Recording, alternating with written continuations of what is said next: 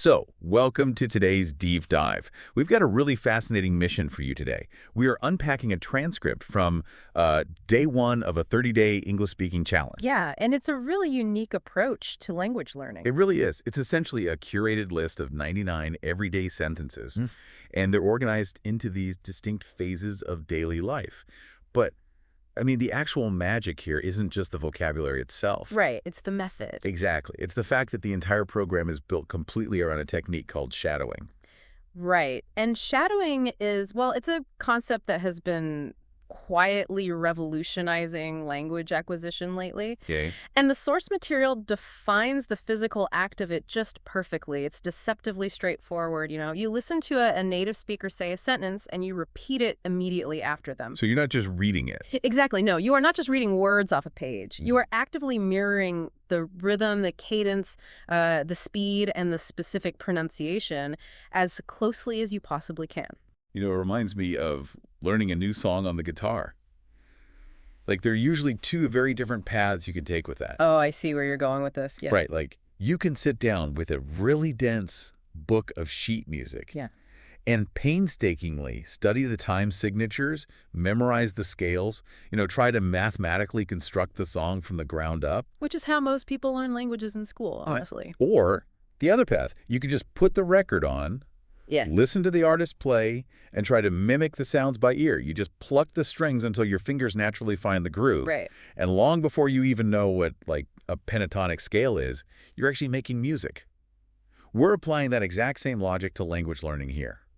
Okay, let's unpack this, because right out of the gate, the source basically throws the traditional textbook out the window. It really does. It tells the listener, point blank, that they don't need to understand every single grammar rule. They just need to listen and repeat. But, and this is key, it has a very strict physical requirement. You have to do this out loud. Yeah, that's non-negotiable in this method. Right, you cannot just mouth the words or, think the sentence quietly in your head. What's fascinating here is the underlying neuroscience that this specific constraint taps into. Because when we learn a language in a traditional grammar-heavy classroom, we are heavily engaging the analytical parts of our brain. Like the prefrontal cortex. Exactly. Primarily the prefrontal cortex. Yeah. So we are mentally juggling conjugation tables, agonizing over whether a verb is, past perfect or present continuous. Trying to mathematically assemble the sentence. Yes, trying to assemble it before we ever let it out of our mouths. And that cognitive heavy lifting, it creates this massive bottleneck. You end up just freezing in the middle of a conversation because your brain is running a diagnostic check on every single word. Oh, man, I know that feeling intimately. Yeah. You're standing at a coffee shop in a foreign country, and you're just completely paralyzed because you can't remember the gender of a noun. Precisely. We've all been there. But shadowing bypasses that analytical bottleneck entirely. By forcing you to speak out loud at speed, it shifts the burden from cognitive analysis to physical motor function. It makes it physical. Very physical. Speaking is a deeply physical act. It requires the precise coordination of your vocal cords, your tongue, your lips, your diaphragm. Wow. So when you shadow a sentence out loud repeatedly, you are building a direct neural pathway between your ear and your mouth. You are training the physical muscles to produce the sounds effortlessly. And that builds a feedback loop, right? Exactly. A simultaneous feedback loop. Your ear hears your own mouth, producing the correct rhythm, which just reinforces the learning. It's a low-stress shortcut to producing natural speech, completely avoiding the paralysis of overanalysis. Okay, I understand the appeal of bypassing the stress for sure, but I have to push back on this slightly. Sure, go ahead. If we're just parroting strings of words without dissecting the grammar or without actually understanding the structural rules of what we're saying, aren't we just functioning like actors memorizing lines for a play? That's a fair point. Because we might sound great reciting a script, but that doesn't mean we actually know how to communicate when the script runs out. That is the most common hesitation people have with this method. And honestly, if you were shadowing a random assortment of poetry or abstract philosophy, you would be absolutely right. You'd just be doing impressions. But the counter-argument lies entirely in the curation of the source material. These aren't just random lines from a Shakespearean play. The 99 sentences provided in this transcript are essentially the architectural building blocks of a human day. Okay, building blocks. Yeah.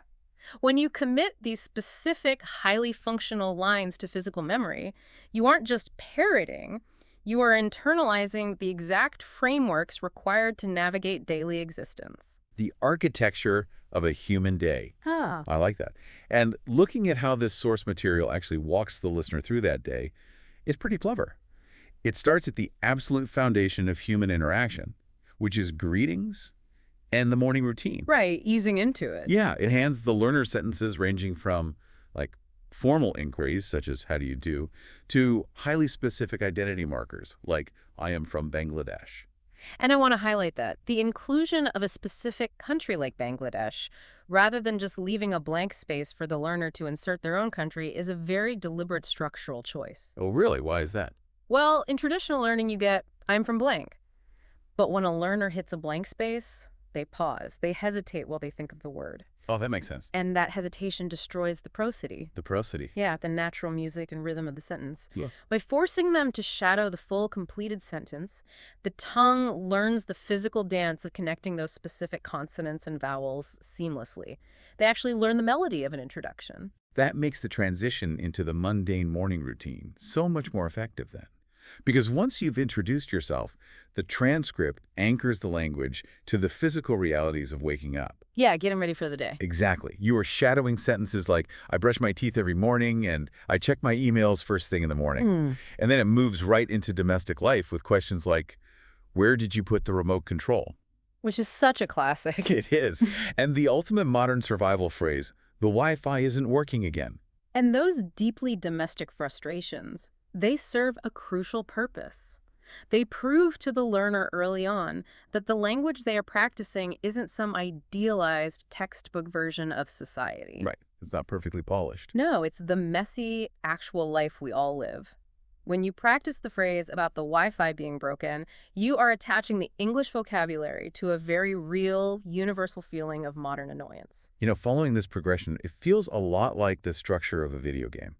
Well, when you start a new game, you almost always spawn inside your own house. Right. It's the safe tutorial zone. Oh, I see. Yeah, you learn the basic controls by walking around your living room, brushing your teeth, looking for the remote.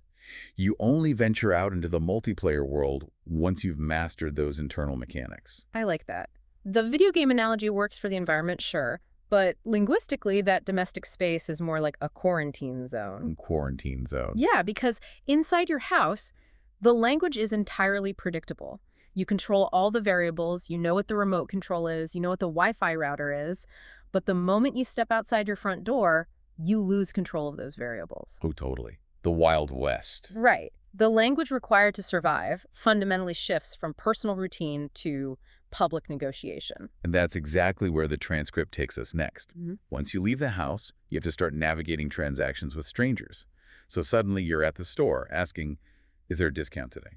Or where is the fitting room? Everyday retail survival. Exactly. And then you're at a restaurant trying to navigate the social mechanics of dining with a phrase like, let's split the bill. Now stop and think about the grammatical complexity buried inside. Let's split the bill. I mean, it seems simple enough, doesn't it? It seems simple, but for a beginner, analyzing that sentence is a nightmare. Really? Oh, yeah. You have a contraction of let us, which is functioning as a suggestive imperative, followed by a colloquial use of the word split. Oh. If you try to build that sentence using grammar rules in real time, you will freeze. I see what you mean. But by treating it as a single unified sound, like a single vocal rhythm, the learner can effortlessly deploy a highly sophisticated social norm without doing any grammatical math. That is super interesting. And tucked right inside that same dining section, there's a sentence that carries a completely different kind of weight. Amidst the casual talk about discounts and splitting checks, the source has the learner practice the phrase, I'm allergic to nuts. If we connect this to the bigger picture, the inclusion of that specific phrase reveals something profound about why we learn language in the first place. Yeah. Because up until this point in the day, the vocabulary has been about commerce or convenience, right?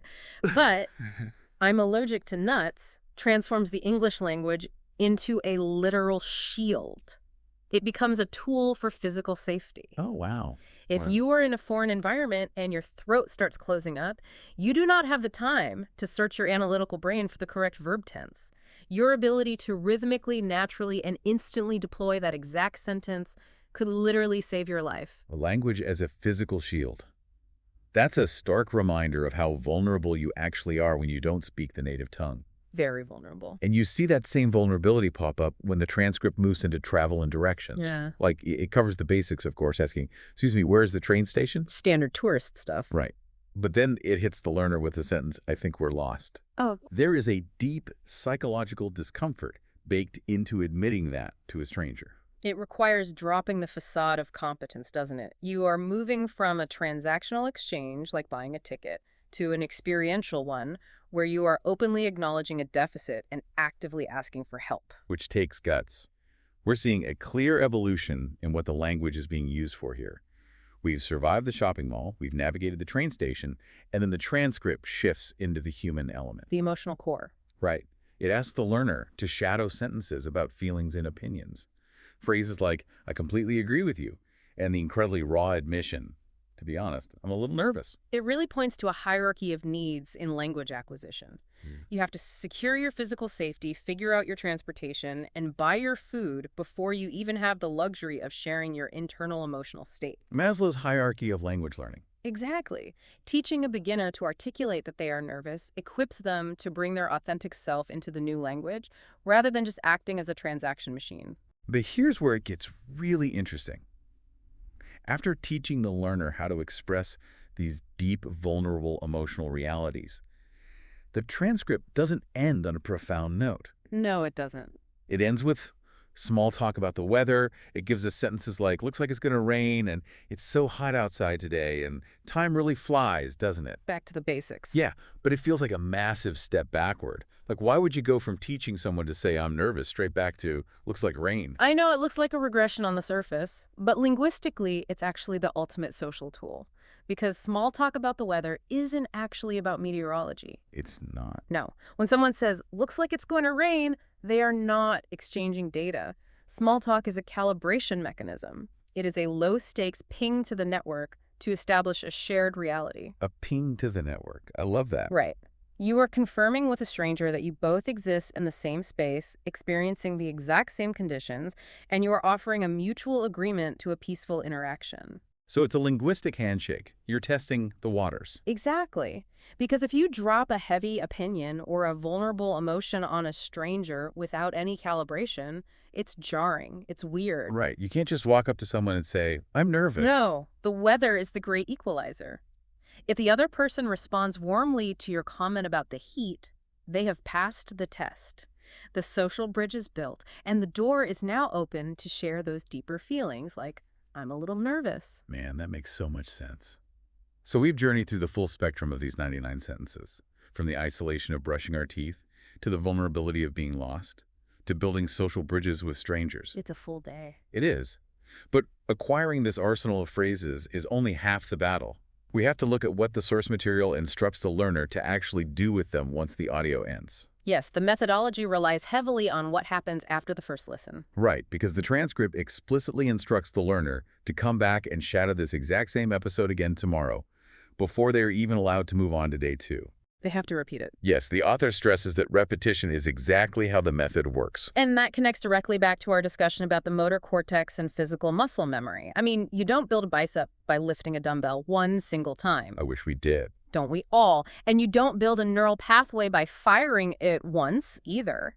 The vocal cords in the brain require friction and repetition to permanently alter their structures. The learner has to continually stress the system until the foreign sounds feel native to the muscles of the mouth. But the instructions go beyond just, sitting in your room repeating the audio over and over. They do. The source issues a highly actionable, real-world challenge.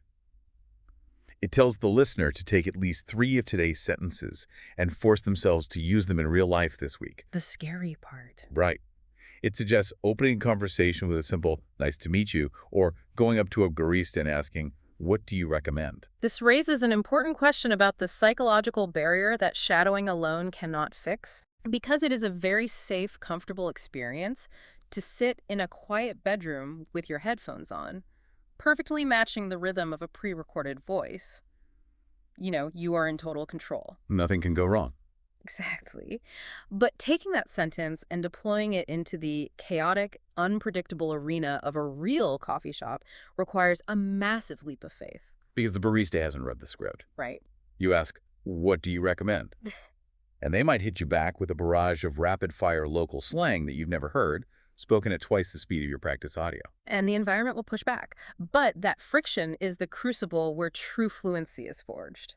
The source is pushing the learner over the edge of the nest, basically, because the psychological victory of successfully deploying just one sentence. Just one. Yeah, even if it's just a perfectly pronounced nice to meet you, that rewires the brain's confidence. It proves that the tool actually works in the wild. So what does this all mean when we strip away the linguistics and look at this entire day one experience? Yeah. What is the core insight for anyone trying to master something new? I think the insight is a profound respect for the mechanics of simplicity.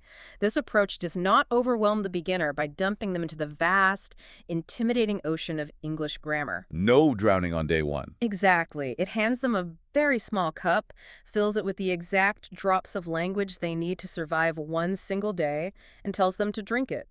It relies on the quiet, compounding power of small physical habits. It is a great reminder for you listening to this right now. The secret to being well-informed, or the secret to picking up any complex skill, usually doesn't involve mastering some grand, convoluted theory on your first try. Almost never. Right. Most of the time, the secret lies in the humble, repetitive practice of the absolute basics. It's about putting in the reps, training the ear and the mouth, the hands and the mind, over and over again until what once felt completely unnatural becomes a reflex. It is the daily willingness to be a beginner, trusting the process until the mechanics disappear and only the communication remains. That's beautifully said. Well, before we wrap up, I want to leave you with a final thought to mull over today. We just spent this time analyzing the 99 sentences that a language expert decided were essential for a stranger to navigate a single day in English. Mm-hmm. But think about your own life in your own native language. If a linguist were to secretly follow you around tomorrow, recording and analyzing the 99 sentences that you use most frequently every single day, what would that script reveal about you? Oh, man. That's a deep question. What would those heavily repeated sentences say about your personal priorities, your underlying stress levels, and the actual unfiltered way you are living your life? That is a fascinating mirror to hold up. We are, in many ways, the sum of the words we repeatedly choose to say. Definitely something to think about the next time you find yourself asking where the remote control is. Keep questioning, keep exploring the material, and keep listening to the world around you. We'll catch you on the next deep dive. What if I told you that the secret to diffusing your next major argument, or even just, gracefully turning down an unwanted invitation, is actually buried in day 2 of a beginner's language learning audio? Wait, a beginner's language audio? Yeah, exactly.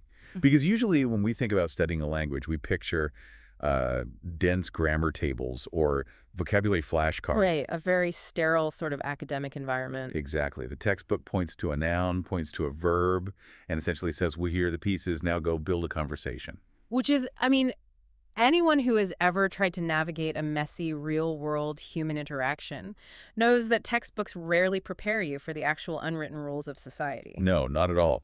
The gap between knowing the vocabulary for an apple and knowing how to politely disagree with your boss is, well, it's massive. Oh, for sure. We rely on a highly coded set of behaviors and phrases just to survive our daily interactions. Which is why I am so thrilled you are joining us for today's deep dive. We are unpacking a piece of source material that looks, on its surface, like a simple educational tool.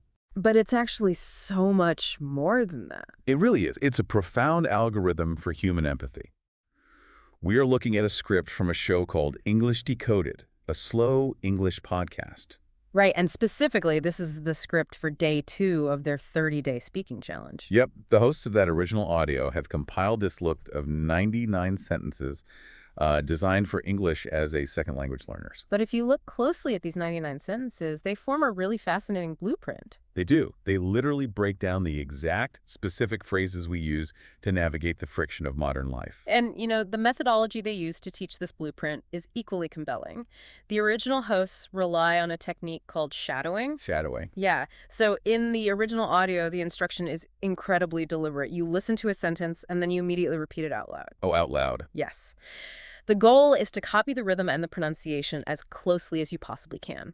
So for every single sentence, one of the hosts will say it clearly, slow it down, and then leave space for the listener to become their vocal shadow. Okay, wait, I have to push back on that approach for a second. Sure. Isn't shadowing just, mindless parroting? If I'm just sitting in an empty room, repeating sentences over and over to myself, how does that actually prepare me for a dynamic situation? Like when someone throws an unexpected answer at you. Exactly. It sounds a bit like trying to learn how to play tennis by just swinging a racket at the air without a ball. It's a fair skepticism, I'll give you that. Yeah. But it overlooks the physical reality of how we produce speech. The physical reality. Yeah, the original script addresses this directly. They explicitly state, your mouth needs the practice just as much as your ears do. Huh. We often treat language as purely a cognitive exercise, something that happens exclusively in the brain.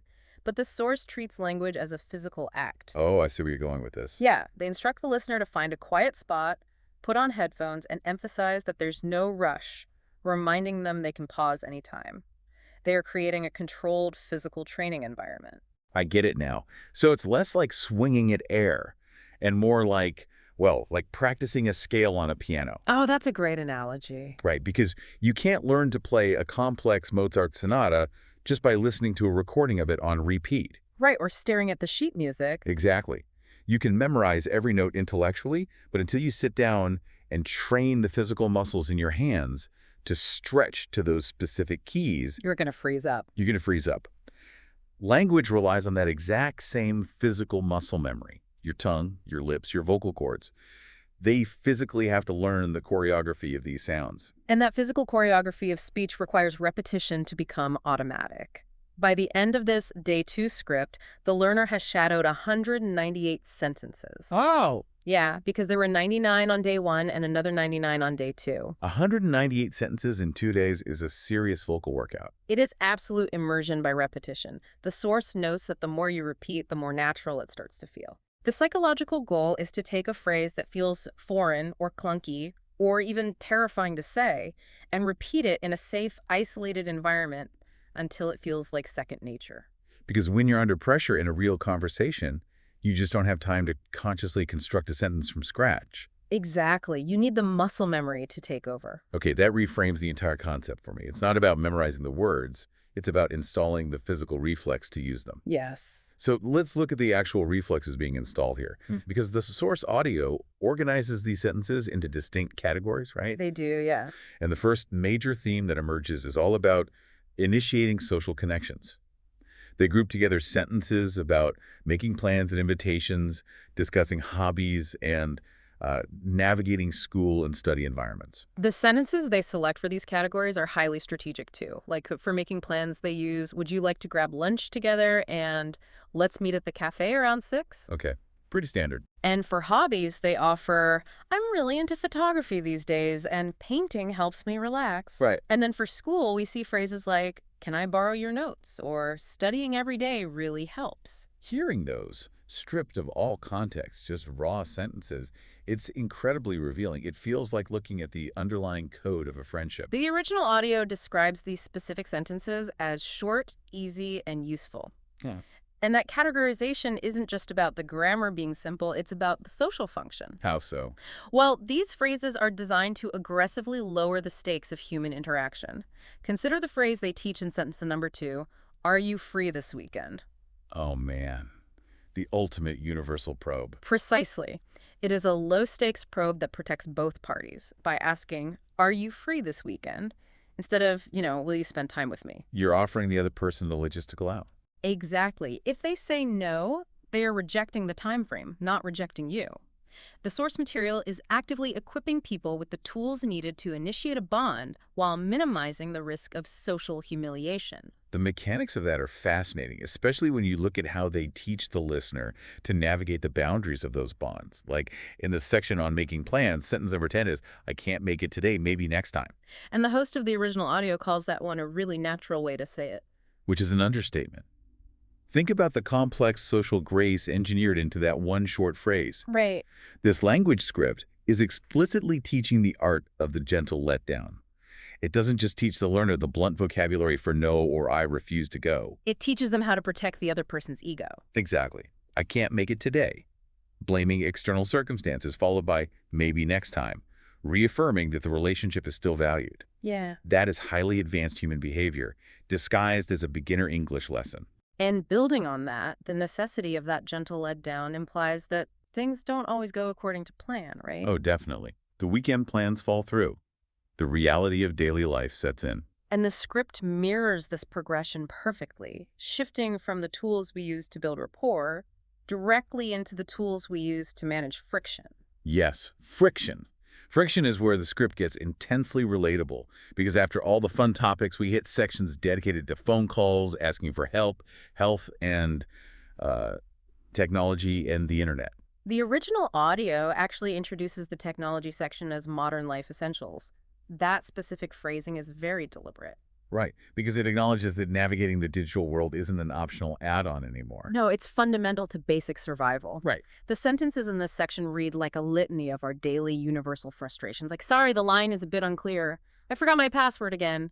Can you restart your computer? Oh, and my phone battery is almost dead. I guarantee I say that exact phrase multiple times a week. We all do. We are constantly required to articulate technological problems clearly.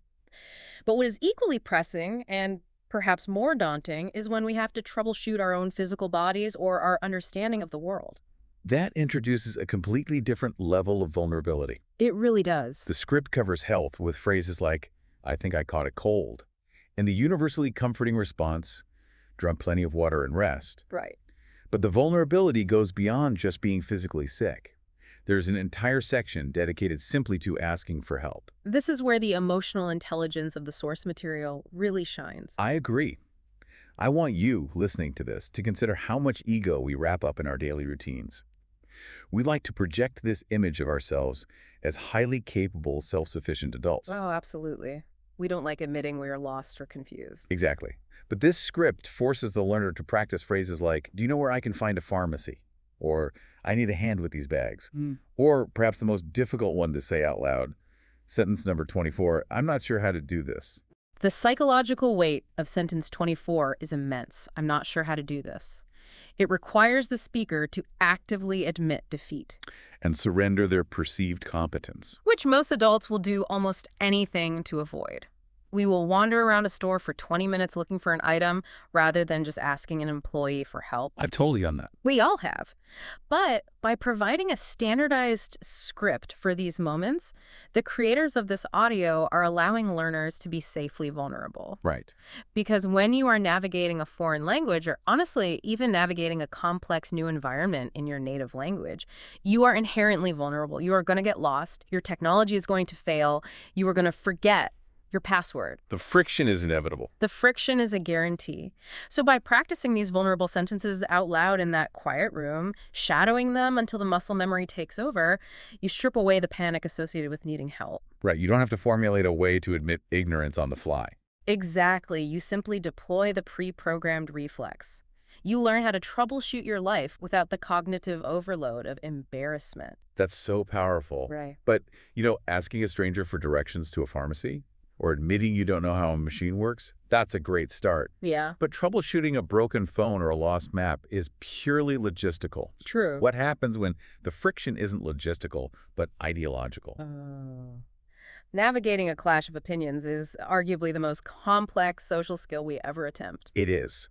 And the script tackles this head-on in a section dedicated entirely to the verbal dance of diplomacy, agreeing and disagreeing. The original host sets the stage for this section by stating it's for sharing opinions, politely agreeing, disagreeing, and finding common ground. The mechanics they teach here function like a shock absorber for a conversation. If you hit a bump in a car without a shock absorber, the kinetic energy rattles the entire vehicle, and you might lose control. In conversation, an opposing viewpoint is that bump.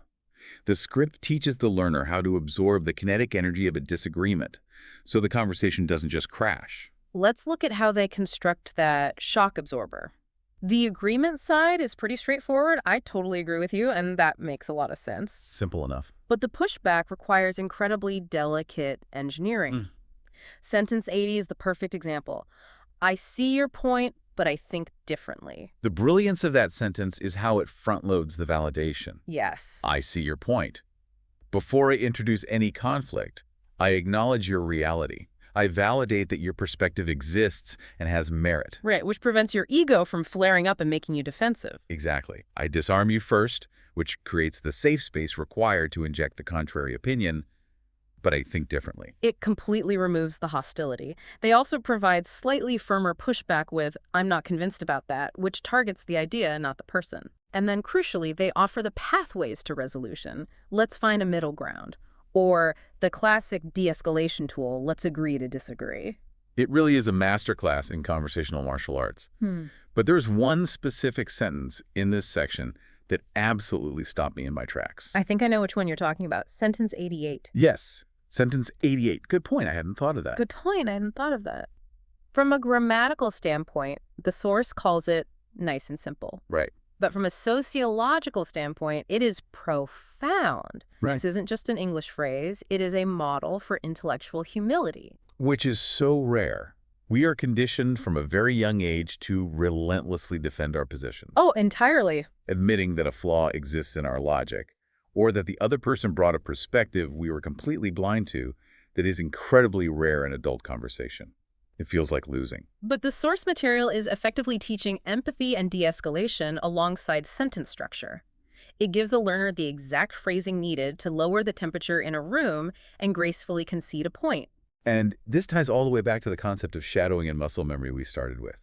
You are literally building muscle memory for intellectual humility. Yes. When you find yourself in a heated defensive moment and your brain is panicking and preparing for a fight, your vocal cords already have an alternative route mapped out. They already know what to do. Right. They know how to effortlessly form the words, good point, I hadn't thought of that.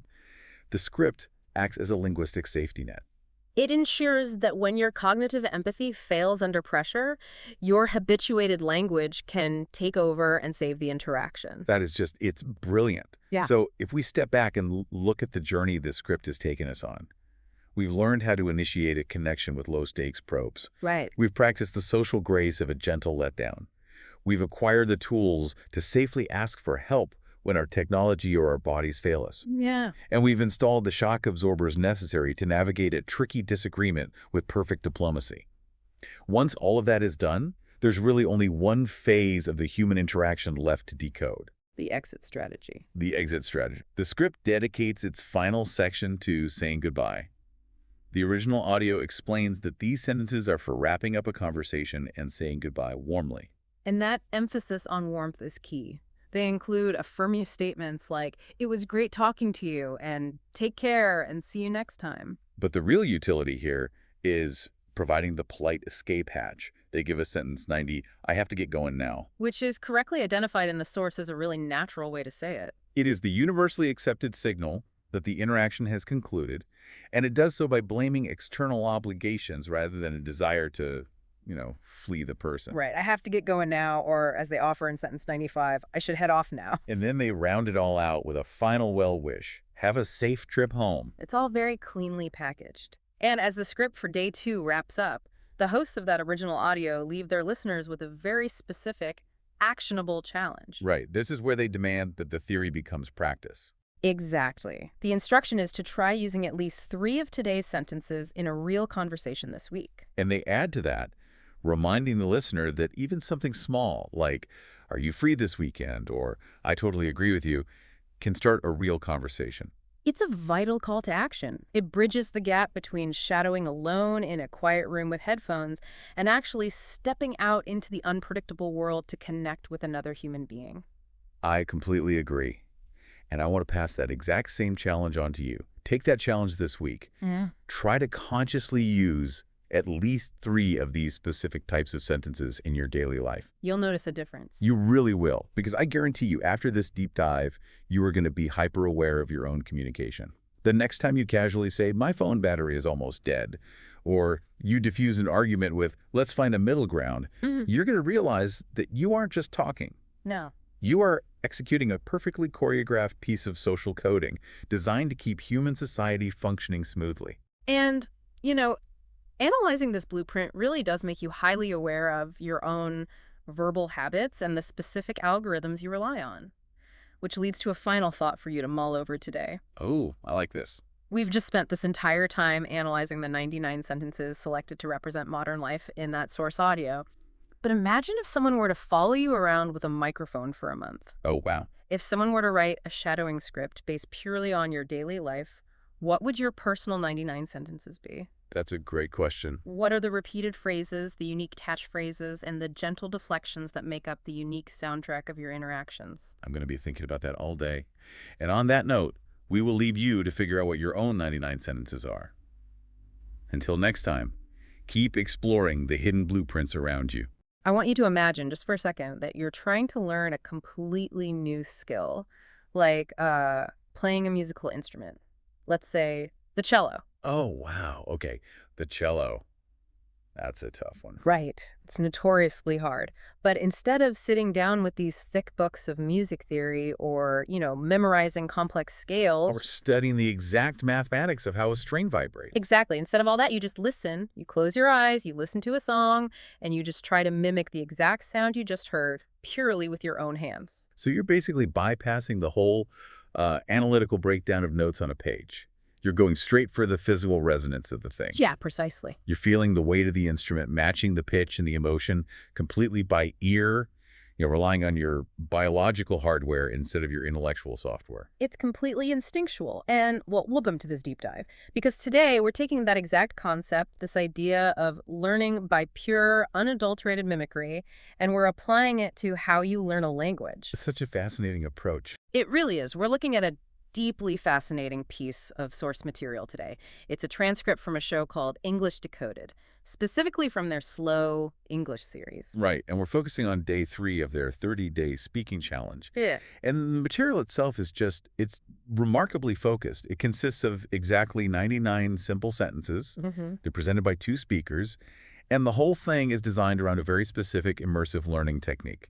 Yeah, and our mission today is to look at this list of 99 sentences because, on the surface, it just looks like standard, maybe even slightly tedious language drilling. Sure, like textbook stuff. Right. But when you actually read through the sentences in the exact order they're presented, you realize it's doing something much, much more profound. It's this beautifully distilled, almost poetic blueprint of modern human daily life. So, okay, let's unpack this. I love that framing. To really grasp the architecture of those 99 sentences, we kind of have to start with the methodology. The how before the what. Exactly. Because before you even hear the first sentence, the source material gives very explicit instructions on how to interact with the audio. They call the method shadowing. Right, shadowing. The instructions tell you to listen to a sentence and then repeat it right after. You're actively copying the rhythm, the intonation, the sound. But they add this really crucial disclaimer, which I find amazing. What's the disclaimer? They say, you don't need to understand every grammar rule. Just relax, listen, and repeat. I love that they have to explicitly tell you to relax. Because, when you try to learn a language as an adult, your biggest enemy is almost always your own analytical brain. Oh, absolutely. We overthink everything. We desperately want to know the why. Like, why is that verb conjugated that way? Or why does that preposition go there instead of over here? We try to do, complex math with syntax. Yeah, and what's fascinating here is the underlying cognitive strategy. By giving you permission to just ignore the grammar rules entirely, the method is actively trying to bypass your prefrontal cortex. Right, the brain's rule enforcer. The part of our head that, paralyzes us when we're trying to speak because we're just so terrified of using the wrong tense. Precisely. The prefrontal cortex is great if you're trying to pass a written exam, right? Yeah. But it is notoriously slow when you're in the middle of a live conversation. Too much lag time. Yeah, if you're constantly consulting this mental spreadsheet of grammar rules before you even open your mouth, your speech is going to be halting and unnatural. So shadowing forces you out of that prefrontal cortex. It pushes the language into the motor cortex and the basal ganglia. Which are the parts that handle habit formation. Right. And muscle memory. Spot on. You're building the engine by driving the car. It goes right back to that cello analogy from the start. You're learning the song of the language by ear. Because human speech is fundamentally about cadence. It's deeply musical. Yeah, every language has a unique melody, a really specific rhythm to how the syllables just sort of fall together.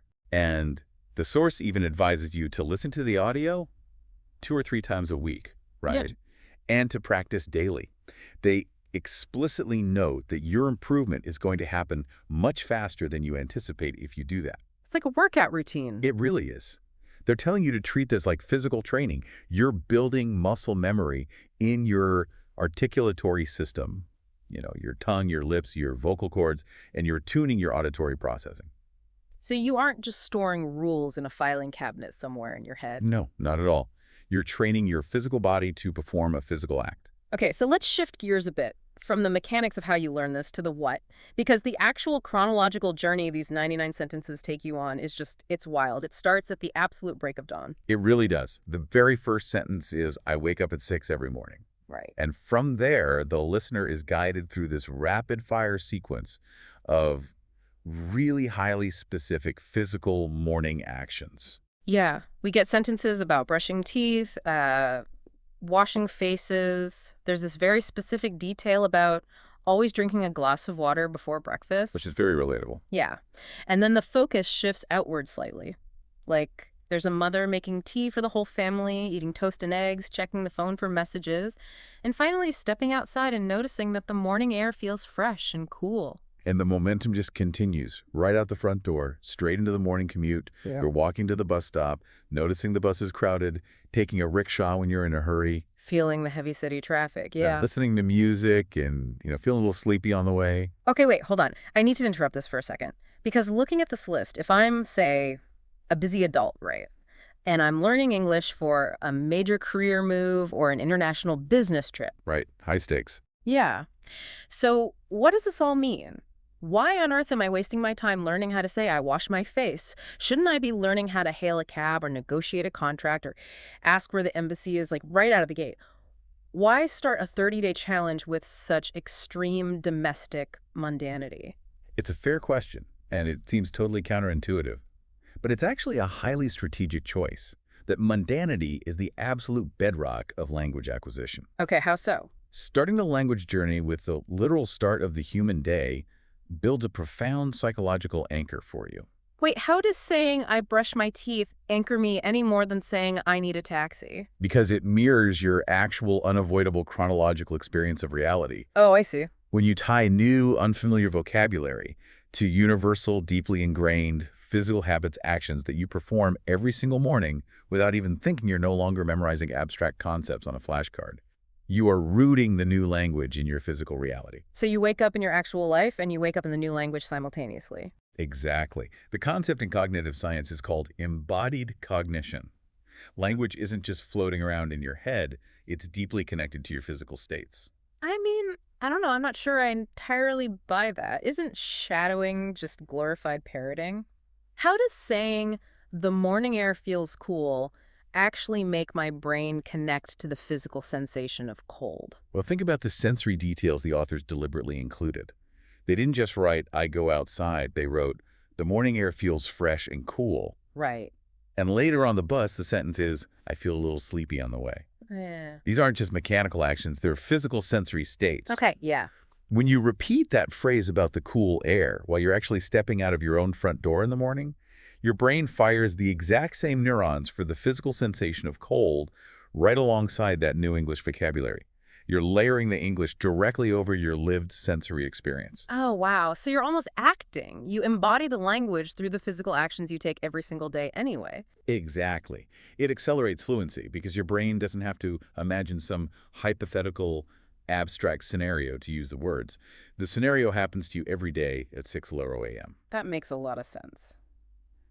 Okay, so we've woken up, we've brushed our teeth, we've survived the crowded bus and the heavy city traffic, and we've arrived at our destination. The workday begins. Right. This brings us into the middle of the day. The domestic sphere just completely vanishes, and you are thrust out into the public societal sphere. It's all about sustenance, commerce, and navigation now. Yeah, the sentences pull you right into the office or the classroom. You're checking email, taking notes during a meeting, anticipating a short break at 11 o'clock. There's a real sense of modern urgency injected into the text here, too. Like, you have sentences about finishing work before a deadline, but they pair that stress with a psychological reward. The sentence is, I feel proud when I complete a difficult task. It's very affirming. And then from the office, the text moves you out into the city. Yeah. Lunch around 1 o'clock and then into the marketplace for some shopping. And here's where it gets really interesting to me.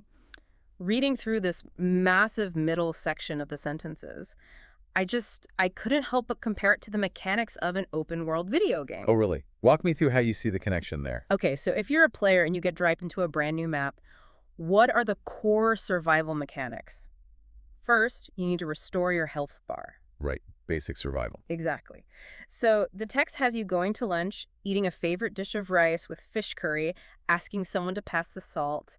It even explicitly mentions avoiding sugar for health reasons, That's hilarious. and then gathering intel from an NPC, a friend recommending a nearby noodle shop. Mhm. That is classic health restoration and gathering local knowledge. The parallels are definitely there for sure. And then you visit the merchant to upgrade your gear. The sentences literally have you asking for smaller sizes, managing your inventory by saying, I'm just looking around for now, Which is such a useful phrase. the most useful, and asking to pay by card instead of cash, haggling for discounts, interacting with a friendly shopkeeper, and finally, you have to unlock the map. Navigation. Yes, you need directions to the train station, you learn to turn left at the corner, you keep a map on your phone. There's even a specific sentence about getting lost or missing a train due to traffic. It is a literal urban survival guide. The video game analogy works beautifully because it highlights the purely functional nature of this section. But what the authors of this challenge do masterfully is this really careful blending of cognitive modes. What do you mean by that? They seamlessly weave transactional language with relational and observational language. Okay, so assuming we understand the basic difference, like transactional is me buying the shirt and relational is me making a friend, how does blending them actually change what my brain is doing? It changes everything about how you perceive your role in this new culture.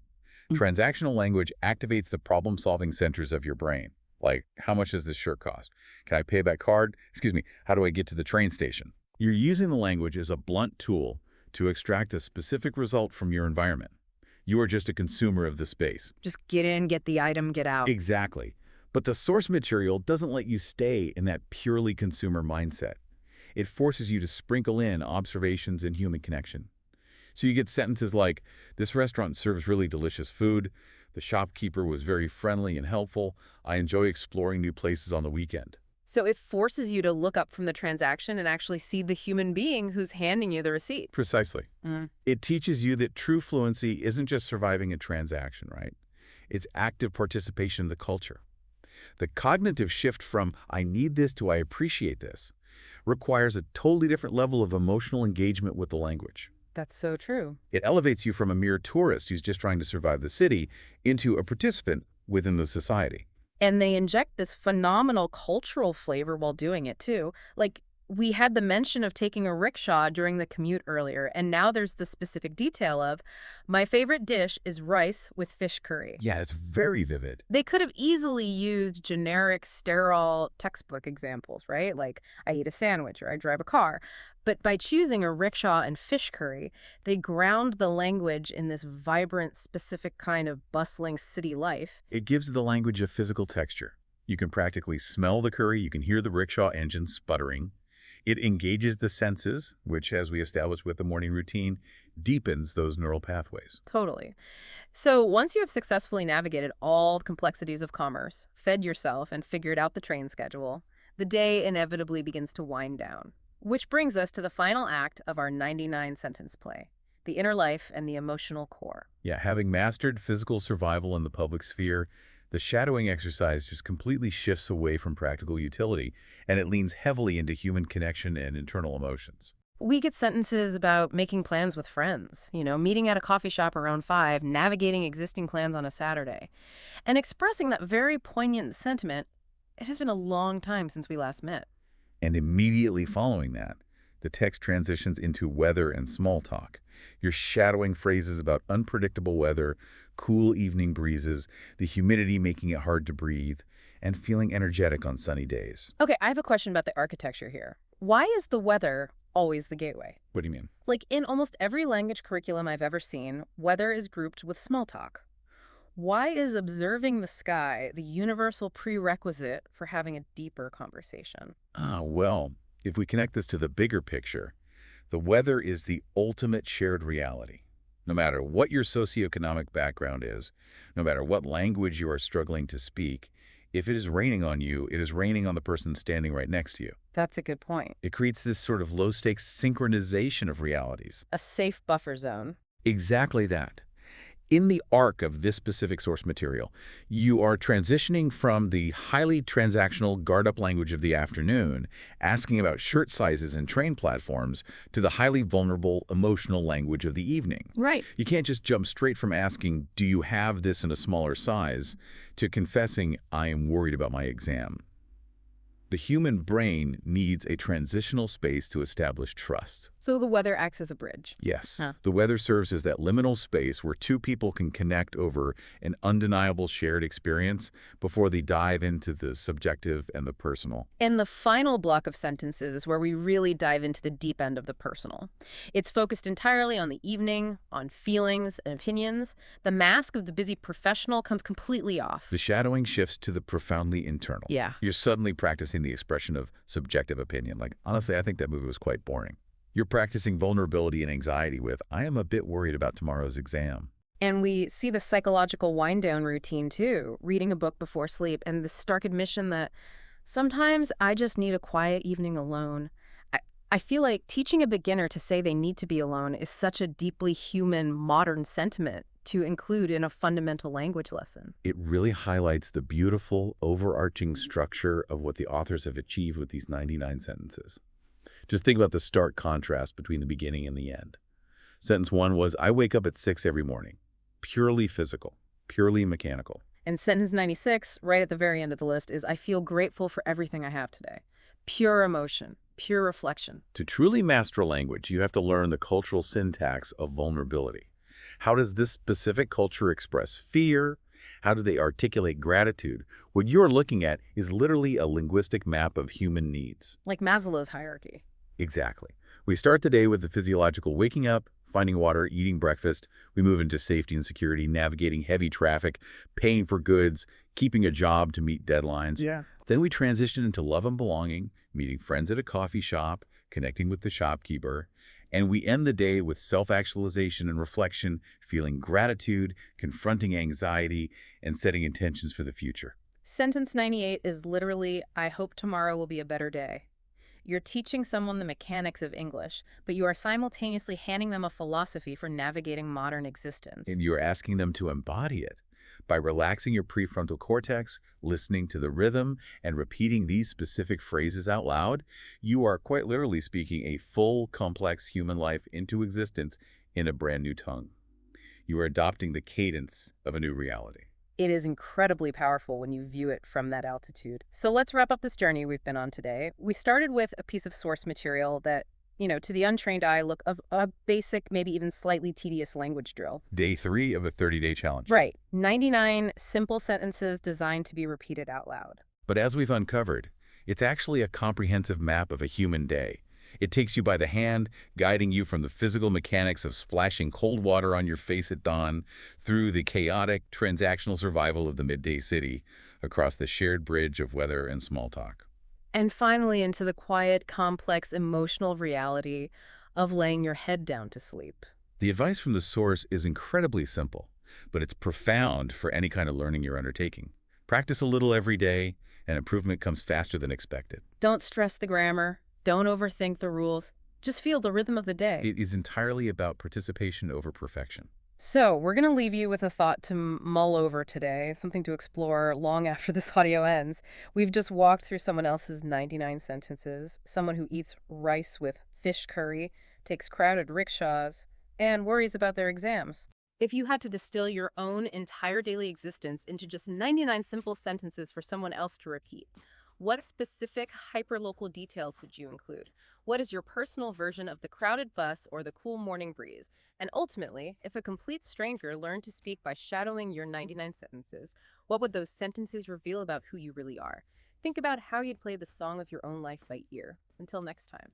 We tend to imagine our lives and specifically the way we communicate every day as this grand, unscripted, improvisational play. Right, like we're all just making it up on the spot. Exactly. We walk out our front doors and we're all just jazz musicians, riffing our way through the day. We assume every conversation we have is this unique snowflake entirely original to that specific moment. Yeah, it's a very comforting illusion, honestly. Yeah. I mean, we really like to feel that our thoughts are spontaneously generated, Oh, absolutely. that they're perfectly tailored to whoever we happen to be talking to, whether it's at the grocery store or, the office. But then you look under the hood of society, and suddenly that smoky jazz club entirely vanishes. It really does. And what you find instead is this communicative landscape that is highly programmed. I mean, we're running on a behavioral source code, so welcome to the deep dive. Thanks. I'm excited for this one. Today, we're looking at something so fascinating that really exposes this code. Our source material today is a transcript from day 4 of a 30-day language learning challenge. It's called English Decoded. Yeah, and for some context for you listening, it's an audio program designed for non-native speakers, hosted by 2 instructors named Emma and David. Right. And for this specific day of the challenge, they provide their listeners with a list of exactly 99 sentences. 99. And they break them down into 9 categories of everyday life. But just to be clear, right up front, our mission today is not to, practice our English or critique their specific curriculum. No, not at all. The goal of this deep dive is to look at these 99 sentences as a kind of like a stripped-down mirror. I like that analogy. Because by looking at the exact phrases these instructors deemed, essential for a human being to function in society, you get a reflection of the absolute core priorities of our daily lives. Exactly. The premise here is that even if you are a native speaker listening to this deep dive right now, analyzing these specific hand-picked phrases reveals these hidden patterns of how we all function. Yes. It exposes the underlying mechanics of politeness and problem-solving and boundary setting that you usually just run on total autopilot. Right, like if an alien came down today and asked for the basic programming humans use to navigate the world. This list is it. This list of 99 sentences is the fundamental script. But before we get into what the script actually says, we need to look at how Emma and David tell their listeners to practice it. Oh, this part is fascinating. It is, because the pedagogical approach here reveals so much about how human brains actually process speech. The instructors heavily emphasize rhythm over rules. Yeah, David explicitly tells the listeners, don't worry about grammar right now. Just listen, repeat, and get comfortable with the sound. And then Emma follows that up by instructing them to, copy the rhythm, not just the words. And she continually reminds the listener to keep their voice calm and steady. They are utilizing a very specific language learning technique here called shadowing. Shadowing, right. Which, honestly, the best way I can conceptualize it is like learning to play a song on the guitar by ear. That's a great way to think about it. Because you don't start by sitting down, opening a massive book of complex sheet music, and memorizing abstract music theory before you ever touch the strings, right? Right, you'd give up immediately. Exactly. You just listen to the track, you mimic the strumming pattern, and you just feel the groove until your hands know what to do without you actively thinking about it. And that is the exact physiological mechanism they are tapping into with this shadowing technique. Which is wild to think about for speaking. It is, because what is happening under the surface here is a complete bypass of the analytical brain. Natural, relaxed native speech doesn't actually rely on conscious grammatical calculation. Right. Like when you speak your native language, you aren't actively diagramming sentences in your prefrontal cortex. No. If you did, you'd never get a single word out. Exactly. You'd be too paralyzed trying to remember if a clause was dependent or independent. Which, ironically, is exactly the paralysis that plagues most adult language learners. Right. They get entirely trapped in the mathematics of the language. Yes, the rules. Right. But shadowing forces the brain to rely on rhythm, intonation, and literally the physical muscle memory of the jaw and tongue. The physical act of it. Yeah. The instructors tell them to take it nice and slow, emphasizing that, small daily practice really does add up. By prioritizing the melody of the language over the rules, they are drastically reducing the cognitive load. So keeping the voice calm and steady isn't just about sounding polite to a stranger. Not at all. It is an actual biological trick to keep the nervous system regulated so the motor cortex can take over the physical act of speaking. Precisely. It creates a baseline of physical confidence. If your body understands the rhythm of the phrase, your brain doesn't panic trying to construct the sentence from scratch every single time someone says hello. Okay, so once that physical rhythm is established, when do we actually deploy this script out in the real world? Well, the material naturally starts at the beginning, right? Yeah. The initial stages of human connection. So the phrases we use when we first meet someone, or when we make a phone call, or when we sit down at a restaurant. Yes. The sentence is designed to act as social lubricant. All right. So the instructors give us phrases like, how long have you been living in this city? And the standard response, I moved here about 2 years ago. Pretty standard stuff. But then we get the absolute classic icebreaker. What do you do for a living? Now, I have to stop here and just challenge this for a second. You're going to challenge the inclusion of that craze. I am. I want to challenge the idea that this is the best we can do as a society. I mean, asking what do you do for a living is a terrible icebreaker. Okay, tell me why. Because it enforces this weird classist hierarchy right out of the gate, you know? It makes people who hate their jobs or who are currently unemployed immediately anxious. That's fair. So out of all the beautiful, imaginative things you could ask a new human being to establish a connection, why is this specific, boring sentence prioritized as foundational source code? Well, I hear that criticism, and it's definitely a common one.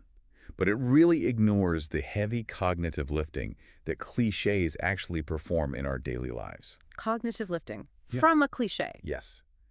Because you are assuming the goal of the initial interaction is deep imaginative connection. Well, isn't it? It usually isn't. When you are just meeting someone, the primary goal is risk assessment and establishing a polite, respectful distance. Wait, so you are saying a boring question is a feature, not a bug? It is entirely a feature. Yeah. Think about the cognitive load we just discussed with the shadowing. Okay. If you walk up to a stranger at a party and ask, what is your biggest regret in life? You are demanding a massive amount of mental and emotional energy from them. Yeah, they'd probably just walk away from me. Right. But what do you do for a living is predictable. It is a low-stakes social lubricant, precisely because it allows the other person to answer on absolute autopilot. Oh, man. So while they are giving their pre-packaged answer about, I don't know, being an accountant, the actual communication is happening beneath the words. Yes, exactly. The cliché provides a safe, standard text Yeah. so that both of you can evaluate the subtext. Ah, the subtext. You are reading their body language, their tone of voice, their general vibe. You're trying to figure out if this person is safe and pleasant to be around.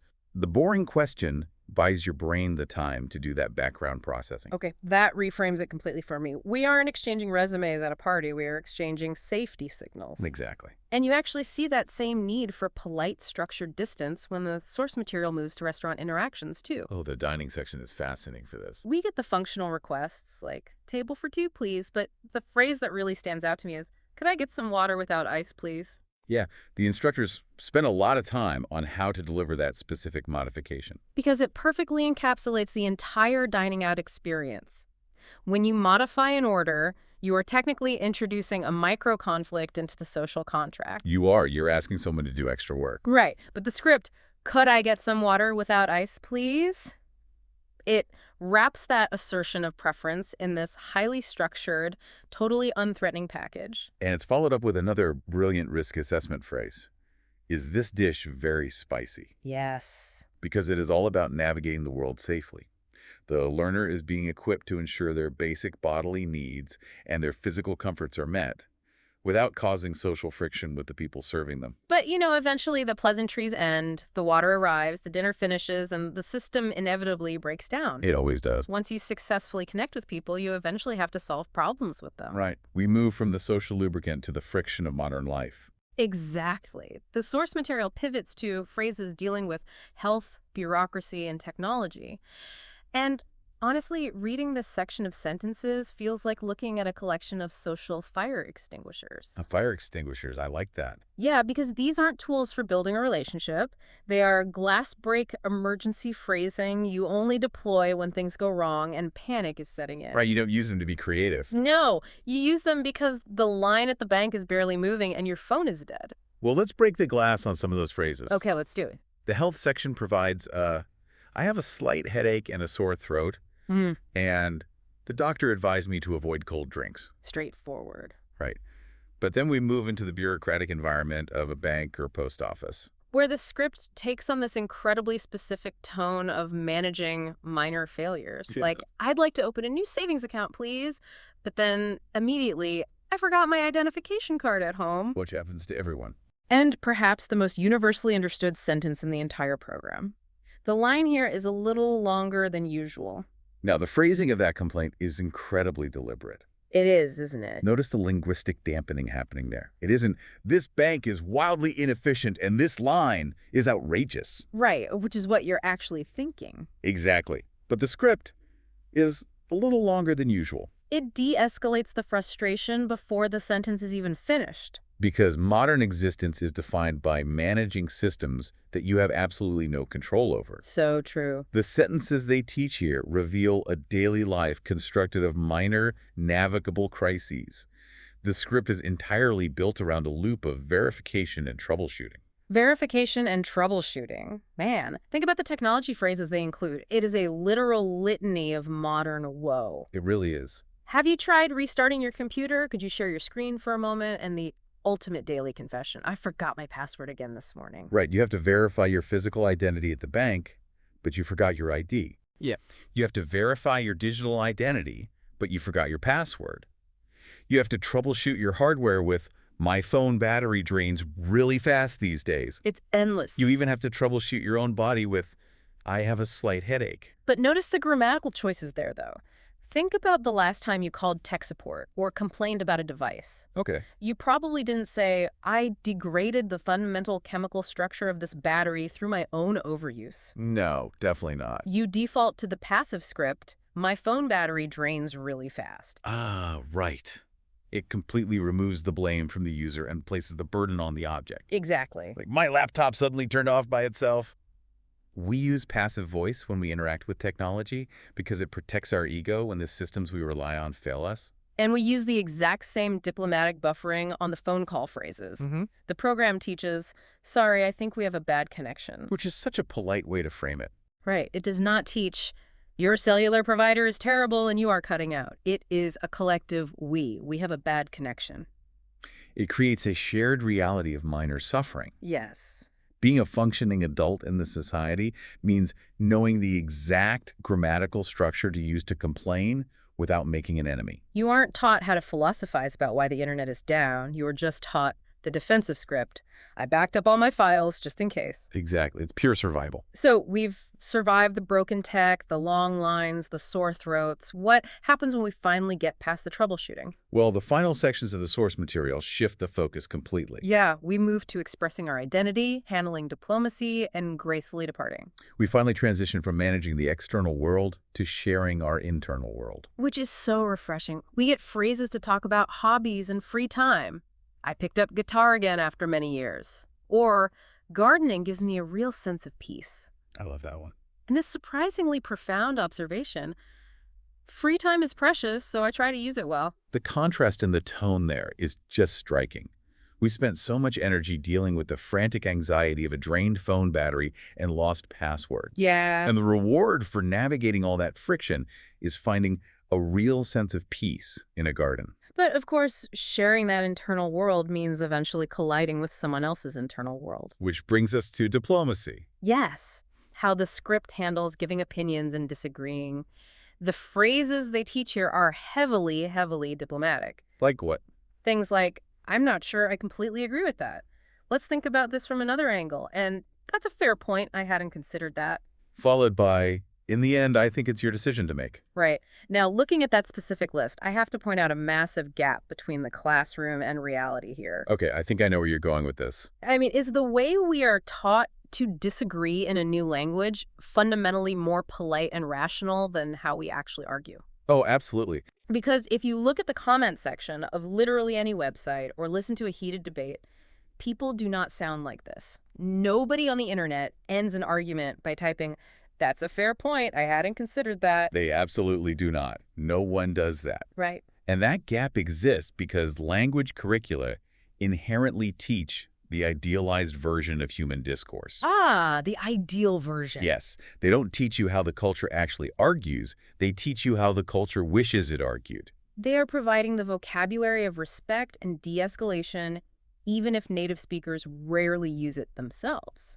Exactly, because consider the position of the learner here. When you are a non-native speaker, your margin for error in tone is razor thin. That makes a lot of sense. You do not have the luxury of casual sarcasm or that nuanced, playful aggression that native speakers use. A native speaker can soften a really harsh critique with just a specific inflection. A little raise of the eyebrow, a change in pitch. Right. But a learner cannot rely on that. They have to rely on absolute structural clarity. So a sentence like, I understand your concern, but I feel differently, that works as a linguistic shield. It is the mechanics of validation followed by opposition. Validation, then opposition. Yes. You validate the other person's reality first. I understand your concern, which immediately lowers their defenses. And only then do you introduce the friction, but I feel differently. It equips the learner to be a diplomat in a foreign culture. They are building bridges rather than burning them out of a simple misunderstanding. Which naturally leads us to the end of the day and the end of the script, saying goodbye, the art of the exit. The final frontier. Right. The program teaches the standard logistical wrap-ups. It's getting late. I should probably head home, and thank you so much for having me today. But the phrases that carry the most weight in this final section are the safety checks. Yeah, the safety checks. Things like, take care and drive safely, or I'll message you once I get home. Drive safely. That phrase really hit me when I was reviewing this. Oh, so? Well, when you look at the entirety of the 99 sentences, we spend so much time on transactional data, the weather, the bank, the job. But the final note of human interaction is usually a sudden, deep concern for physical safety. It really is.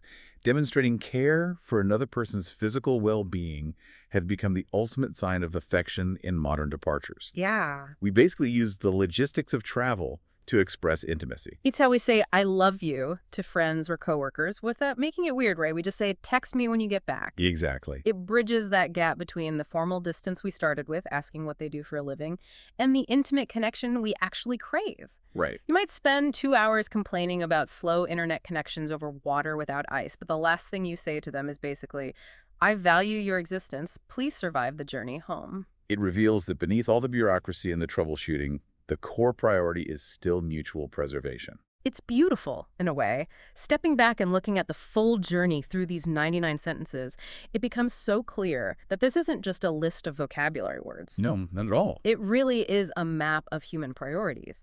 It shows us what we value, what frustrates us, and how we desperately try to maintain connection through all the friction of modern life. And it highlights how heavily we rely on this shared code just to get through the day without exhausting our mental reserves. So as you go about your day today, I challenge you, the listener, to pay attention to your own script. Oh, that's a good challenge. Monitor your conversations at the grocery store or, on your next Zoom call.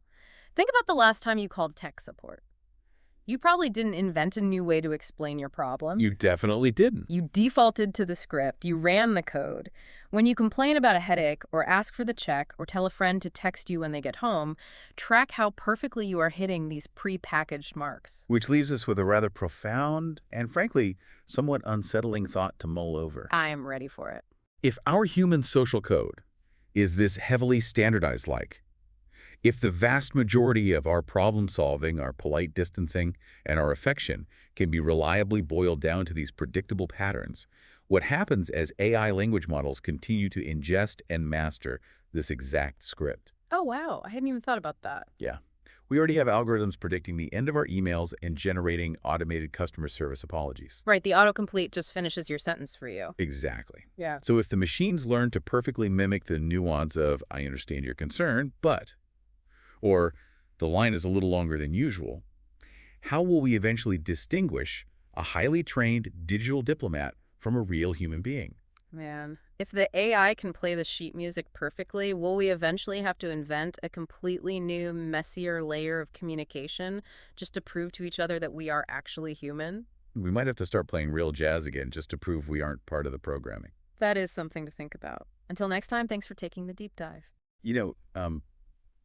When you think about traditional learning, especially in a classroom setting, there's always this expectation of extreme intellectual rigor. Right, yeah. Like you memorize the rules, you study the formulas, you decode all the underlying grammar structure, and then eventually you're supposedly ready to actually use the skill in the real world.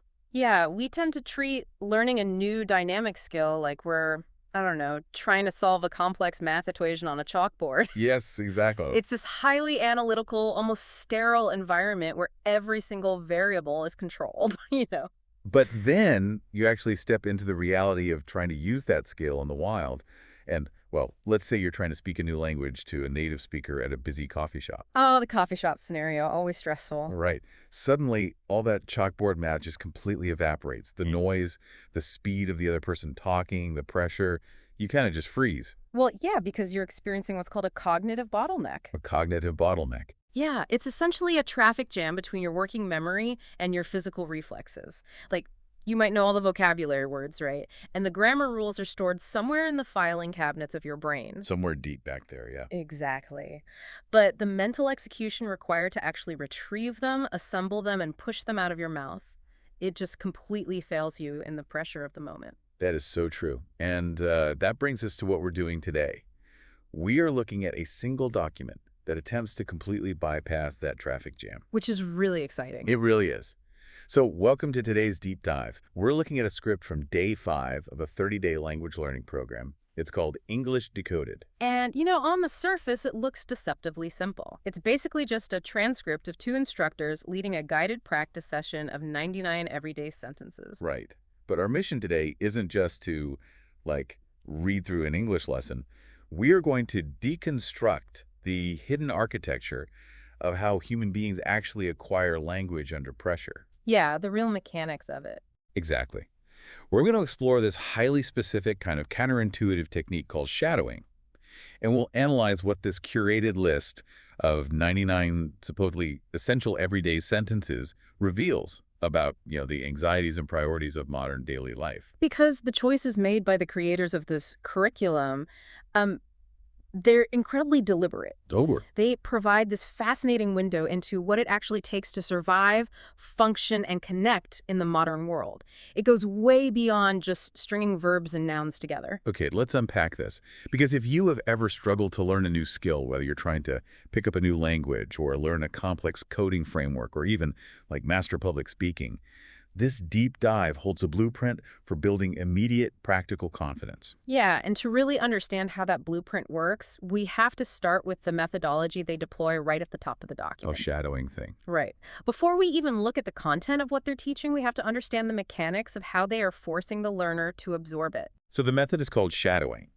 And in the source script, the instructors, David and Emma, they define it very clearly for the listener. Very clearly, yeah. They say, shadowing means you listen to a sentence and then you repeat it right after us, copying the rhythm, the stress, and the pronunciation as closely as you can. Right, so they're asking the learner to engage in a purely mimetic exercise. Mimetic, meaning? Meaning you act entirely like a parrot. You aren't processing the deep meaning or the grammatical structure of the sentence. You are simply capturing sound waves and reflecting them back as quickly as possible. But okay, here is where I kind of have to push back a little on the specific instructions given in this script. Oh, how so? Well, because they explicitly tell the learner, and I quote, you don't need to translate anything in your head, just listen and repeat. Let your mouth get used to the sounds. Yeah, that's the core of it. But I have to question the logic of that.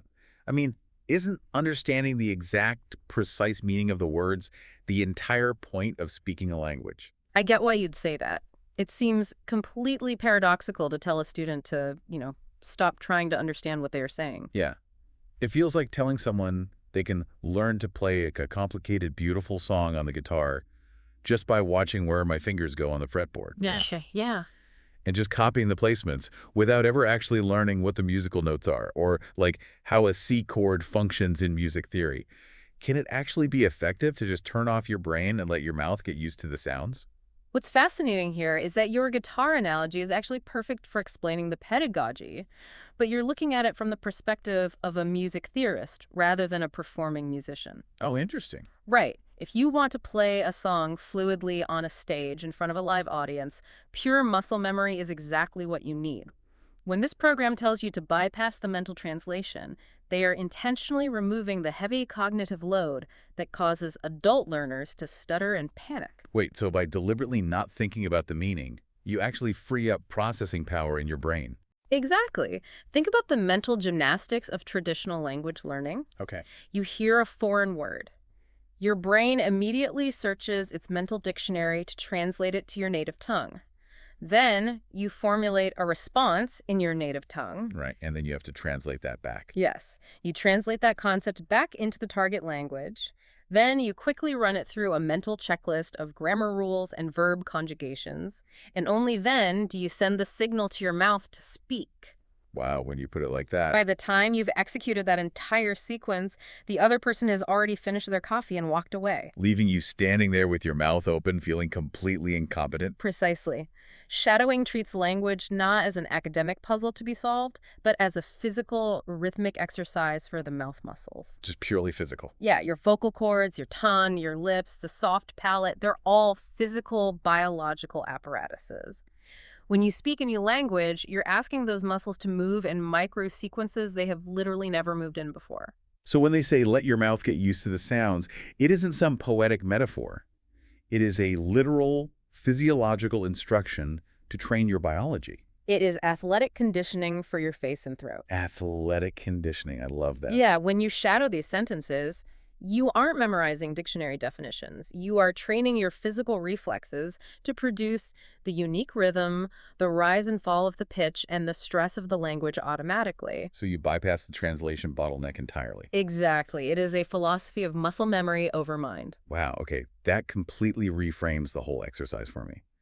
Because if you're just focused on the music of the sentence, like the cadence, where the emphasis falls on certain syllables, you aren't giving your brain the idle time it needs to overthink the grammar and trip you up. Which is precisely why the material they choose to practice this physical conditioning on is so critical. Right, the actual sentences. Yeah, you have to train those muscles on the exact sequences they will need to deploy in high-pressure situations. And that brings us perfectly to the actual 99 sentences. Because once you realize this method is all about building practical, immediate muscle memory, it makes perfect sense that the material they chose is highly pragmatic. Highly pragmatic. Yeah, like they aren't having the listener shadow Shakespearean sonnets or abstract philosophy here. No, they've curated a list grouped into very specific, highly recognizable, everyday topics. Right. The script breaks the 99 sentences down into 11 categories. They start with morning routines, and then they move into work and study, feelings and emotions, shopping, weather, travel, food and restaurants, friends and family, making plans, problems and solutions, and finally, opinions and agreement. If we connect this to the bigger picture, this list is essentially a survival taxonomy of the modern human experience. A survival taxonomy, that's a great way to put it. Well, just consider the old school textbook cliches we all grew up studying. Oh boy. Yeah, where's the library? The apple is red. My tailor is rich. Those are sentences that are grammatically sound, and they teach you noun-verb agreement perfectly. But they are practically useless for navigating actual adult life. Unless you are constantly wandering around looking for a library to eat an apple in. Right. And what this curriculum does is ruthlessly cut out all of those archaic theoretical structures. It focuses entirely on modern anxieties, responsibilities, and realities. It really does. The vocabulary selected reflects what it actually means to exist and function in the world today as a working adult. Yeah, I actually pulled some specific quotes from the source document that bring this modern reality to life beautifully. Reading through these 99 sentences was honestly kind of a trip because it is so hyper-relatable. It really hits home, doesn't it? It does. In the very first section, morning routines, sentence number 2 isn't about like greeting the sun or hearing the birds. It is literally the first thing I do is check my phone. An undeniable, universal modern truth that immediately grounds the learner in reality. Yes. And then you get to the work and study section. It isn't just a generic, I go to the office at 9 o'clock. It's sentence 13. Studying for exams can be really stressful. In sentence 18, working from home has its own challenges. The nuance in a sentence like working from home has its own challenges is just profound for a language learner. How so? Well, it acknowledges a massive contemporary shift in how global society operates post-pandemic, right? And it hands the learner the exact natural phrasing needed to express a very specific modern frustration to a colleague. Oh, speaking of frustrations, the problems and solutions section is where I actually laughed out loud at how perfectly it captures the daily grind. It's so accurate. We are learning how to ask a blacksmith to fix our carriage wheel here. Sentence 82 is, my laptop stopped working this morning.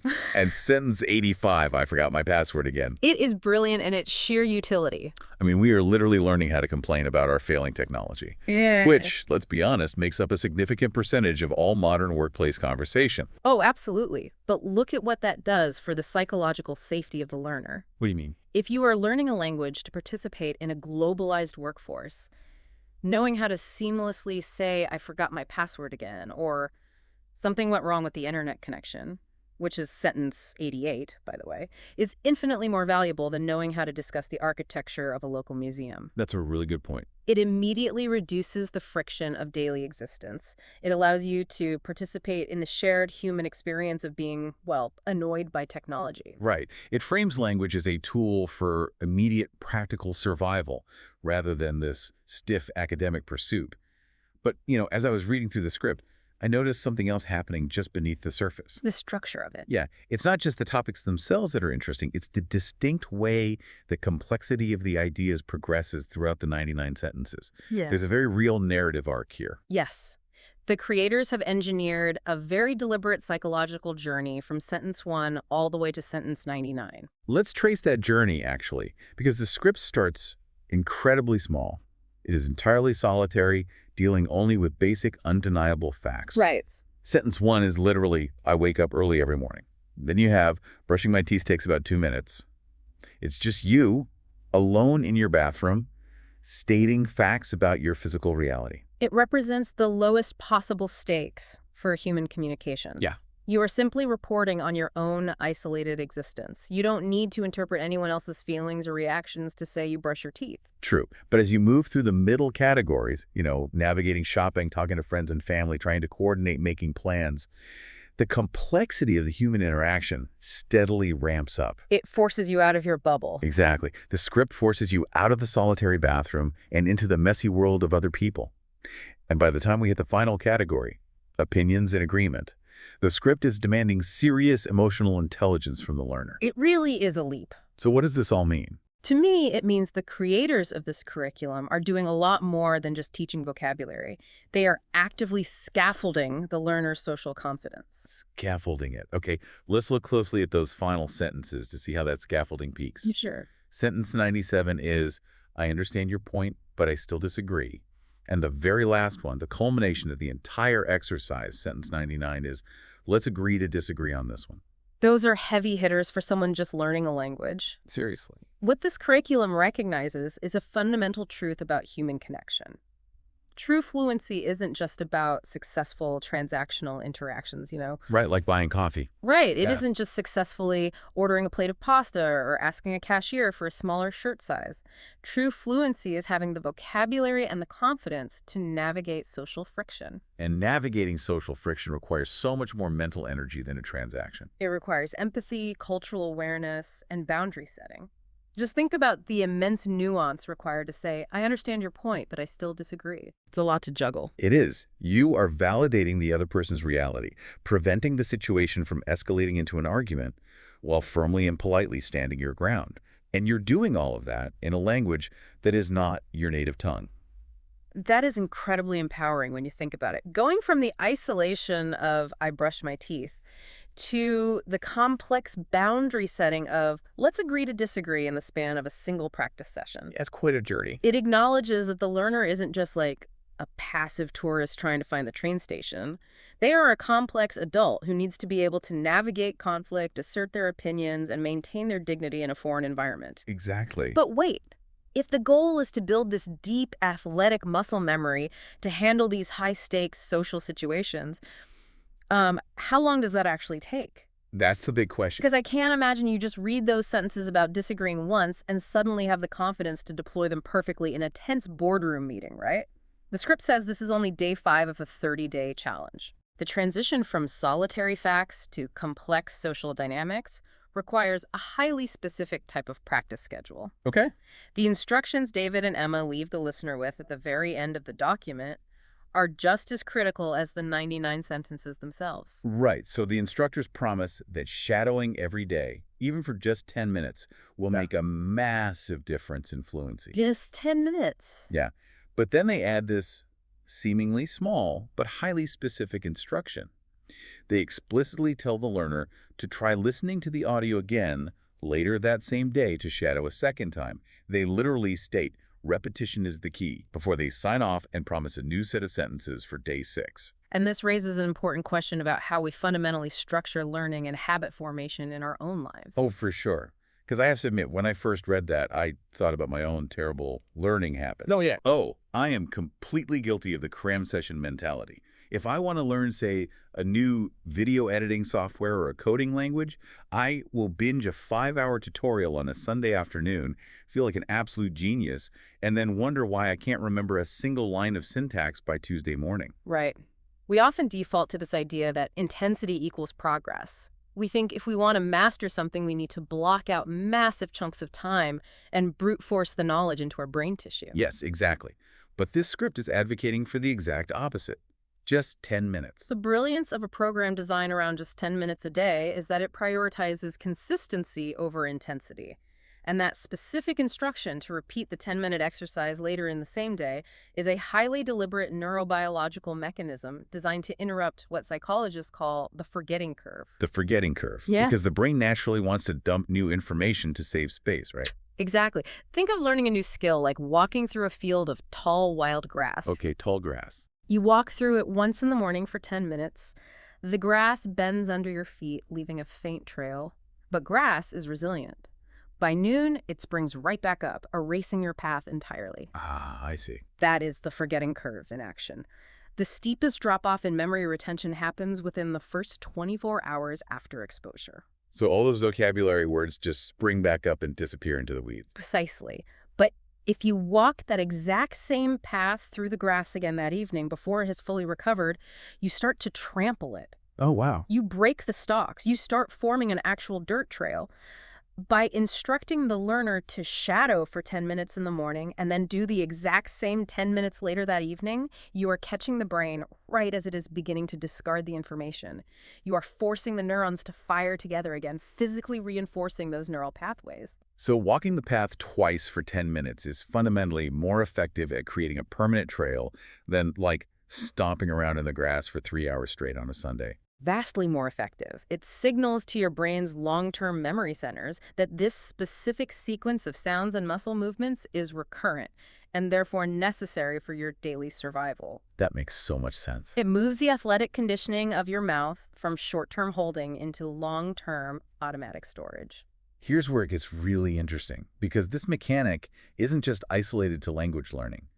This tall grass metaphor applies to practically every aspect of self-improvement. It is the underlying architecture of any successful microhabit. Right. Whether you're learning a new programming language or trying to take up watercolor painting, or even just trying to stay informed about complex geopolitical topics for your job, the secret to deep retention isn't binging information until your eyes bleed. No, not at all. It is short, highly concentrated exposure, repeated in small daily doses to constantly interrupt that forgetting curve. And 10 minutes is psychologically unintimidating. You cannot use the standard excuse of, I just don't have time today for a 10-minute shadowing exercise. It's foolproof. And because it is purely mimetic, just listening and repeating without the heavy, exhausting cognitive load of translating and analyzing grammar, it doesn't drain your daily mental energy reserves. It's kind of like doing a quick set of push-ups for your brain's language center before you go about your day. Yeah. You do the 10 minutes, you drop it, and you come back to it later to trample the grass again. Exactly. Over 30 days, those unintimidating microhabits compound into massive, tangible, structural changes in how your brain processes the skill. And because the content of those 10 minutes is so fiercely relevant to your actual daily life, complaining about the weather, expressing frustration over internet issues, confidently making weekend plans, you are constantly seeing the real-world utility of your habit. Yeah, you aren't waiting 6 months to finally talk about the local museum. Right, you can complain about your laptop today. It creates an immediate positive feedback loop that sustains the motivation to keep walking the path.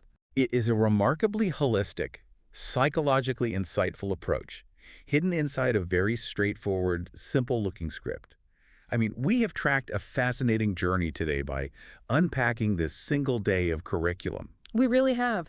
We started by looking at the physical reflexes required for fluency, the realization that bypassing the analytical translation bottleneck and relying entirely on mimetic muscle memory is the key to performing under pressure. Yeah, and then we dove into the modern survival taxonomy, seeing how a curated list of 99 sentences completely skips the old-school textbook cliches and goes straight for the realities of the modern grind. Right. From the universal anxiety of forgetting passwords, all the way to the complex emotional intelligence required to gracefully tell someone, let's agree to disagree. And we broke down the neurobiology of the 10-minute daily habit, proving that consistent, tiny repetitions that interrupt the forgetting curve are infinitely more powerful than exhausting marathon study sessions. It genuinely changes how you look at acquiring any new skill. It removes the intimidation factor entirely. It really does. It is not about how naturally gifted or smart you are. It's simply about how consistently you can expose your brain to the rhythm of the new information and trample that path in the tall grass. It completely demystifies the barrier to entry for adult learners. It does.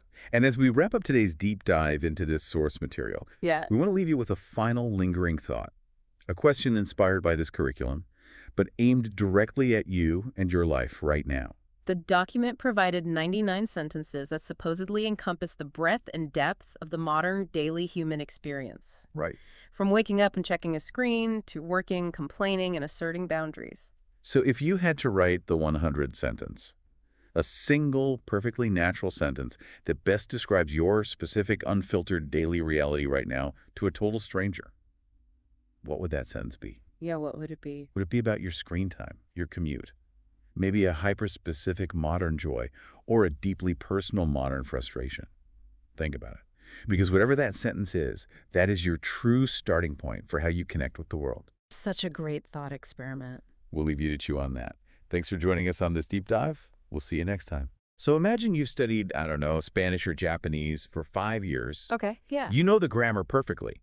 You can conjugate all those irregular verbs in your sleep, and your vocabulary flashcards are just completely memorized. You're feeling confident. Right, exactly. Yeah. So you step off a plane, you walk up to a local barista, you open your mouth, and you sound exactly like a 1990s textbook. Oh, yeah. It's stiff. It's so stiff and awkward. And within, like, 3 seconds, the barista just switches to English anyway. It is the absolute worst feeling. I mean, that phenomenon right there is the ultimate hurdle in language acquisition. It really is. Yeah. And today we are looking at the neurological trick to fix that exact problem. We are. We're jumping into a really fascinating source today that tackles this head on. Yeah, it's a script from day 6 of a language challenge called English Decoded Speak English in 30 Days. Right. Originally hosted by instructors David and Emma. But you know, our mission for this deep dive isn't just to look at the specific sentences they teach. No, we want to understand the underlying mechanics of how they teach it. And, I mean, what this curated list of phrases accidentally reveals about modern human existence. Which is a lot, actually. A surprising amount. So the method they introduce right at the top of the curriculum is something called shadowing. Right. Shadowing. And the instructions to the learner are pretty rigid. They say you have to listen to an audio sentence and repeat it immediately. Yeah. Matching the rhythm, the intonation, and, the pronunciation as closely as physically possible. But here's the thing that gets me. Skipping the translation phase entirely, it just feels entirely backward to me. It does feel weird at first. Right. Because if I'm desperate to learn a language, my brain is going to absolutely scream if I don't know the literal dictionary meaning of what I'm mimicking. Of course. I mean, doesn't this just create parrots instead of actual fluent speakers? It seems highly counterintuitive, sure, but you really have to look at it through the lens of cognitive load. Okay, cognitive load. Walk me through that. So when you translate in your head, you are essentially running your brain's processing power through a virtual machine. Oh, interesting. Yeah, you hear a word in English, you run it through your native language filter to find the equivalent, you check the grammar rules to make sure the syntax matches. Right. Checking the conjugation, the gender of the noun. Exactly. And Yeah. only then do you try to command your mouth to actually speak. So you're basically running a translation emulator in your head in real time. Precisely. And the problem is, by the time you've done all that computing, the natural flow of the conversation has already moved on. The barista has already handed you your coffee and is looking at the next customer. Exactly. So shadowing removes that emulator entirely. It forces you out of the analytical centers of the brain. The analytical centers, you mean like Wernicke's area, stuff like that? Yeah, exactly. The parts that handle deep comprehension. It bypasses that and directly engages the motor pathways. Because language isn't just passive data, right? It's active motor control. You are physically teaching your vocal cords, your tongue, and your breath to handle the specific melody of a new language. Okay, so you're forcing the brain to run the new language natively, even if it doesn't fully grasp the code yet. That's a great way to put it. It kind of makes me think of, well, training muscle memory in sports. Oh, totally. Like, A tennis coach will physically move your arm through the arc of a swing 100 times before they ever sit you down to explain, the physics of the racket's momentum. Right. You have to feel the movement before you can analyze it. Because you're thinking about the physics while the ball is coming at you. You're going to miss the ball. That is a perfect parallel. And David and Emma actually note in their script that repetition is what makes these sentences stick in the memory. The physical repetition. Yeah. The melody is what makes you sound like a native speaker. The semantic understanding, the dictionary definition of every single word that backfills later once that physical pathway is established. Oh, that makes so much sense. Because if you try to build the vocabulary before the rhythm, you will always sound like a textbook. Wow. Okay, so once that physical rhythmic pathway is open, the actual words you feed into it start to matter immensely. They really do. And what surprised me so much about this source material wasn't the grammatical structure of the sentences they chose. What was it? It was the worldview they project. I mean, the script features about 100 sentences divided into practical categories, right? Yeah, exactly 100. And if you look at the very first things they prioritize, the categories are literally daily habits and health and well-being. Right. It is a far cry from the old language phrasebooks I used to see. Oh, completely. Because, language curriculums have historically mirrored the practical anxieties of their specific eras. Yeah, that makes sense. Like 50 years ago, a phrasebook prioritized ordering a beef stew or asking a stranger for directions to the train station. Right. Where is the library, please? Exactly. It was designed for a tourist trying to survive a brief physical transaction. But the architecture of the modern routine is totally different now. So different. I mean, the modern learner isn't just a tourist. They are navigating this globalized state of mild exhaustion and constant self-optimization. That's so true. And you see it immediately in the phrases David and Emma chose for this challenge. What are some of the ones that stood out to you? Well, learners are shadowing sentences like, I've been trying to wake up earlier lately, or getting enough sleep really affects my mood. Right. And even things like, it's important to take breaks when you're studying. I mean, the curriculum is essentially prioritizing the vocabulary of burnout and recovery. It really is. And the grammatical choice of a sentence like, I've been trying to wake up earlier, is particularly telling to me. How so? Well, it's not a static resolved statement like, I wake up at 6. Oh, right. It communicates this ongoing, unresolved struggle. And that is how modern people actually connect with each other. Through our shared struggles. Yeah. We bond over our shared attempts to navigate a high-pressure environment. We're all just trying to wake up earlier. Exactly. So if a language program wants to make a learner functional in a contemporary society, equipping them to discuss their mental bandwidth is just as critical as teaching them numbers or colors. Wow. Yeah. Which makes the transition into the next section of their script, the Office and Technology section, feel almost inevitable. Right, because the exhaustion has a very specific source. Exactly. But sitting with this section, I just couldn't help but notice a glaring irony here. The screen time thing. Yes. The learner is sitting there, likely using a smartphone or a laptop, to access this 30-day digital challenge. Or worse. And they're practicing saying things like, I'm trying to spend less time on my phone, or my computer keeps freezing, it's so frustrating. It's very meta. It is. We are literally using screens to learn how to articulate our fatigue with screens. It is a closed loop, absolutely. But I'd argue it's an incredibly necessary one. Why do you say that? Well, think about what a frozen computer or a dead phone battery actually represents today. Yes, but functionally, it's not just a mechanical failure anymore. It's an immediate severing of your social and professional lifelines. Well, that's a good point. I mean, if your phone dies, you lose your map, your wallet, your friends. Everything. Yeah, your ability to even call for help. Exactly. So teaching a learner to say, can you CC me on that email? Or this software update found a lot of bugs. Or even, I backed up all my photos to the cloud. Right, those are in there. Yeah, it is essentially teaching them the language of modern survival. The new phrase book. Exactly. The shift from, where's the library, to, my phone battery drains so fast it just reflects a massive shift in where our lives are actually lived. The digital environment? Yeah, the digital environment is as tangible and requires as much navigation as the physical one. But eventually, though, a learner does have to put the phone down and step out their front door. They do. And that's where the linguistic demands of this script shift again. We move from our personal digital bubbles to a much larger societal navigation. The macro environment. Right. The sections on city life and money and budgeting really tackle that. And this is where the curriculum captures the intense duality of the physical world so perfectly. It really does. Yeah. Because on one hand, the instructors have the learner practice the charm of an urban space. The nice stuff. Yeah, you shadow sentences like, I love how many restaurants there are, and I walk around the old part of town. It's the postcard version of reality. Exactly, the postcard. But that is immediately followed by the grit. Right. Sentences like, traffic gets really bad around rush hour, or the bus was so crowded. Oh, and the classic. Universally dreaded, rent has gotten really expensive in this area. That sequence just perfectly mirrors the psychological whiplash of city living. Whiplash is the right word for it. Yeah, the initial allure of the city is immediately followed by the logistical friction of actually being there. But okay, let me push back on this a bit. Sure.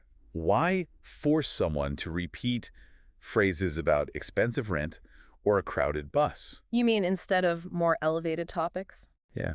If I am investing hundreds of hours into learning a new language, I want to experience a new culture deeply. Right. I want to debate philosophy or read beautiful literature or discuss art. Making a learner sit there and repeat mundane complaints about inflation. Like the phrase about prices going up? Yeah, like prices have gone up a lot recently, or this month has been more expensive than usual. It just feels like a fast track to boring them to tears. I get that. Is there a risk of just demoralizing the learner with how painfully mundane this all is? See, I would argue the complete opposite. Really? Yeah. Those mundane complaints are actually the most sophisticated social tools a learner can acquire. How so? We have a really skewed idea of what fluency means. Fluency isn't about quoting poetry at a dinner party. It's about establishing a shared socioeconomic reality. When we complain about traffic or inflation, we are engaging in a process of economic empathy. Economic empathy. Wow. Yes. So shared misery is essentially a biological bonding exercise. Neurologically and sociologically, yes, it really is. That is fascinating. Think about it.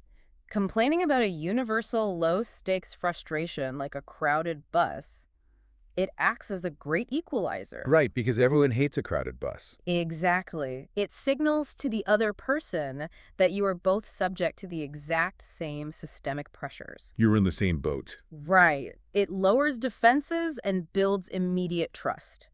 You don't need poetry to bond with a stranger at a bus stop. No, you'd probably scare them away. Right. You need to be able to sigh and say, this month has been more expensive than usual, with the right cultural intonation. Because if you can commiserate with the right cadence, you belong. Exactly. You are proving that you aren't just a tourist passing through. You are part of the local ecosystem facing the same daily friction. Wow. That completely reframes the boredom for me. It's functional. Yeah, the mundanity is the bridge. The whole utility of language is to close the gap between two people. Yes. And debating philosophy might close the gap with, like, a select few people in a university seminar somewhere. But knowing how to split a bill evenly, or complaining about downtown parking, closes the gap with almost everyone else in the entire city. Which naturally sets up the ultimate goal of learning any language. Right. Once you've established that shared reality, you've survived the broken computer, you've navigated the expensive rent, you've commiserated over the traffic. You've done all the groundwork. Right, you finally have the foundation to pursue actual human connection. Yes, Yeah. And that's where the latter half of this source material moves entirely out of survival mode. It moves into personal joy and relationships. And the emotional weight of the sentences shifts so dramatically here. It really does. In the hobbies and free time section, the phrases become highly individualized. Give me some examples. So things like, I like baking on Sunday mornings, or photography has become one of my favorite hobbies. Oh, nice. And I finally finished the book I've been reading for weeks. It just feels like the curriculum is suddenly giving the learner permission to have an identity outside of just being a worker or a commuter. And that individualized identity is the absolute prerequisite for the interpersonal dynamics in the next section. The relationships section. Yes, which requires heavy emotional lifting. It really does. Yeah. The phrases they chose for relationships are surprisingly deep for just a quip 30-day challenge. They didn't hold back. No. The learner is shadowing concepts like, trust takes a long time to build, and she's someone I can always count on. Those are complex ideas. Right. They even tackle conflict resolution with, we had a small disagreement, but we worked it out. That's huge. To articulate those abstract, vulnerable concepts in a second language It requires an immense amount of courage. It does, but vulnerability also requires precision. Precision, what do you mean? Well, if you cannot express nuance during a disagreement, the relationship fractures. Oh, right. Because a misunderstood word can cause a fight. Exactly. So providing learners with the exact structural formula to say, we worked it out, gives them the confidence to engage in complex emotional labor. Without the fear that a grammatical error is going to ruin a friendship. Yes. They have the script ready to deploy when their brain is too stressed out to actively translate.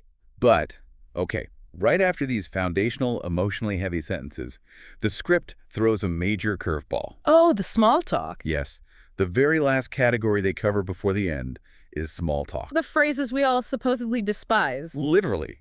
Like, long time no see, how have you been? Or, nice weather we're having today, isn't it? Time really flies, doesn't it? Exactly. Why treat these superficial cliches as a vital category and place them right next to statements about deep interpersonal trust? Because small talk is the gateway. The gateway. It is the necessary protocol for those deeper relationships.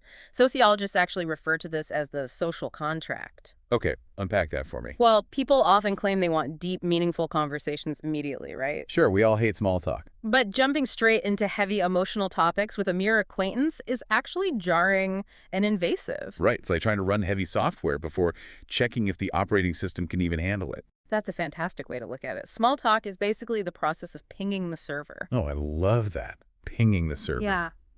When you ask, nice weather we're having today, isn't it?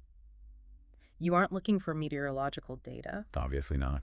You are sending a low-stakes packet of information to test the connection. Wow. You are signaling, I understand the rhythm of this culture, I am safe to interact with, and I am extending an invitation to engage. So, you cannot get to the vulnerable sentence. Trust takes a long time to build unless you first successfully pass the test of the superficial sentence. So what have you been up to lately? Exactly. And mastering the rhythm of small talk through shadowing makes that invitation feel natural instead of forced. Which is the whole point. Right. And as we zoom out and look at the entire arc of the source material, there is a distinct narrative progression at play here. There really is. It begins with the daily grind and survival, waking up early, fixing bugs, paying rent. Then it moves through the friction of the city and the complexities of human relationships. And it lands on a remarkably optimistic note. It does. The final section is literally called Future Goals. It culminates in aspiration. The learner practices projecting their identity forward. Like, my goal is to start my own business someday, or I hope to travel more once I finish my studies. Which is beautiful. And the crowning sentence of the entire script, which I found just incredibly moving, is, I believe things will get better with time and effort. Yeah, that's a powerful one. Teaching someone to express optimism in a new language feels profound. You aren't just giving them a translation of their thoughts. You are giving them a linguistic framework to participate in hope. You're providing them a mechanism to look past the immediate, mundane frustrations of their environment. The expensive rent, the frozen computers. Exactly. And project themselves into a better future within that new culture. Well, to wrap this all up for you, the listener, the source material we analyzed today, proves that true language acquisition goes far beyond memorizing vocabulary lists or grammar rules. Far beyond it. By utilizing the shadowing technique, by physically training the brain and the vocal cords to mimic the natural rhythm of everyday speech learners, bypass that clumsy translation emulator. They adopt the melody of the culture. They really do. And the lyrics to that melody are deeply revealing. I mean, they range from the exhaustion of screen fatigue and the economic realities of city living, all the way to the subtle social contracts of small talk and the vulnerability of building trust. They are rehearsing for real life, not just reading the sheet music. Beautifully said. The curriculum recognizes that fluency is the ability to navigate both the daily frictions and the profound hopes of a society. Absolutely. Which actually leaves me with a final thought for you to mull over today. Oh, let's hear it. We've seen how 100 curated sentences can capture the entire essence of modern daily life, our technological frustrations, and our interpersonal connections. Yeah. So if an observer were to follow you around and record the 100 sentences that you speak most often every single day, what story would that script tell? Oh, wow. That is a highly revealing thought experiment. Right. What are the recurring rhythms and themes of your own personal script? Are your most frequent sentences focused on stress and drained batteries, or are they rooted in future goals and community connection? That's a great question. It's something to consider the next time you find yourself on autopilot, singing along to the melody of your own daily routine. Have you ever tried to learn a new skill, like maybe a foreign language, or perhaps how to code, or even just how to play an instrument, and you found yourself completely, hopelessly paralyzed? Oh, yeah. People hit that wall all the time. Right. I mean, you know the exact feeling. You spend hours memorizing all the technical rules. You study the syntax. You read the textbook cover to cover. You highlight all the exceptions to the rule. Exactly. But then the second you actually have to do the thing, like the moment you have to speak to a native speaker or write a script from scratch or strum a chord progression in front of a teacher, your mind just goes completely blank. It's like your brain just shuts off. Totally. You are so intensely bogged down by, the right way to do it, and you're so terrified of making a structural mistake that you can't actually execute the skill at all. It is an incredibly common wall that people hit, usually right when they transition from beginner to intermediate. Right. They have this tendency to, conflate intellectual understanding with practical ability. Oh, for sure. We operate under the assumption that if we just stare at the blueprint long enough, the house will somehow build itself. Right. Which obviously doesn't work. Not at all. Yeah. Because cognitive science tells us that analyzing a thing and actually performing a thing, they utilize entirely different pathways in the brain. And that tension, that friction between knowing the rules and actually executing the skill, that is the heart of what we are getting into today. It's a fascinating topic. It really is. So we are taking a deep dive into a really fascinating source document. It's a transcript from day 7 of an English language learning program, and it's called English Decoded. Yeah. And the mission of our deep dive today is to explore the specific language acquisition methodology this program is teaching. It's a technique they call shadowing. Right, shadowing. But we aren't just looking at the mechanics of how they teach, we are looking at what they teach. So we're going to analyze what this program's curation of 99 specific everyday sentences reveals about, the fundamental architecture of human interaction. It's surprisingly deep. Okay, let's unpack this. Because on the surface, this is just a list of practice sentences for English learners. But when you look closely at the sequence, it actually serves as this incredible, almost anthropological roadmap to modern daily life. I'd say it is a masterclass in extreme pragmatism. But before we get into the actual contents of that roadmap, the 99 sentences themselves, we have to look at the vehicle they are asking the learner to drive. The methodology. Exactly. The methodology itself dictates the content. Right, the concept of shadowing. So the hosts of the source program explain that shadowing means you listen to a sentence and then you repeat it right after them, immediately. Like a fraction of a second later. Right. The goal is to perfectly copy their rhythm and their pronunciation. And they give this very specific, almost radical piece of advice right at the top of the lesson. They tell the learner, you don't need to think about grammar rules while you do this. Just relax, listen, and let your mouth copy the sounds. Yeah. Let your mouth copy the sounds, which, is a bold instruction. It is. But that specific instruction to just copy the sounds, it completely bypasses the analytical part of the brain. The prefrontal cortex wants to dissect a sentence. It really wants to identify the subject, isolate the verb, find the object, and label the preposition. It wants to do the math. Exactly. And shadowing basically tells that part of the brain to quiet down. It kind of reminds me of watching programmers learn a new coding language. A lot of times, they won't even read the theory first. They will literally just pull up an existing repository of code and type it out line by line. Just character by character. Yeah, just to feel the syntax in their fingers before they ever try to understand the back-end logic. Or like learning a martial arts kata, you aren't thinking about the physics of the punch. You're just repeating the physical motion. Right, until your body knows it better than your brain does. But I do have to push back here a little bit. Sure, go ahead. Is it actually effective to just let your mouth copy the sounds without understanding the underlying grammar? Like, does bypassing the rules actually work for adult learners? Because honestly, telling an adult to just make the noise feels like you are skipping a really vital step in comprehension. Well, what's fascinating here is that this approach actually mimics how we acquire our very first language. Oh, interesting. Think about it. When you were a toddler, your parents didn't sit you down with a whiteboard and explain past participle verbs or dangling modifiers. I hope not. Right. You learned through immersion. through endless repetition, and most importantly, through finding the rhythm of speech. The rhythm. Yeah, the hosts in the source material repeatedly encourage the learner by saying, "That's it, you're finding the rhythm." They say it over and over. That underscores a vital truth about human communication. Which is? That language is as much a physical, muscular, and musical habit as it is an intellectual one. Wow, calling it a muscular habit is a wild way to frame it. You are essentially building muscle memory for your mouth and vocal cords. And they lean heavily into the neuroscience of that muscle memory, too. They explicitly advise the learners to practice these sentences again right before bed. Because it helps them remember. Exactly. As they put it, it really helps things stick. Oh, which taps into memory consolidation during sleep? Yes. During the REM cycle, your brain is actively pruning and strengthening neural connections based on what you experienced that day. Makes sense. So by making the practice auditory and physical, rather than sitting at a desk agonizing over grammar worksheets, they are trying to embed these phrases directly into the learner's subconscious, almost like an involuntary reflex. Okay, so we're bypassing the analytical brain and building pure physical muscle memory. But muscle memory is notoriously permanent. It is. I mean, if you program a bad swing into a golfer, it ruins their game for years.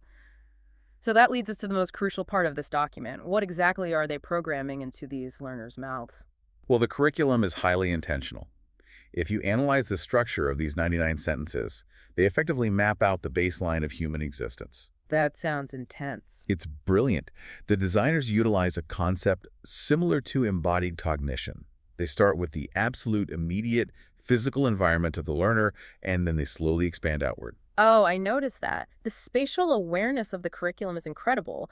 The first few topics are aggressively mundane. Like, they don't start with, "Hello, my name is," or asking for directions to the museum. No, they don't. They start with a module called Getting Ready to Go Out.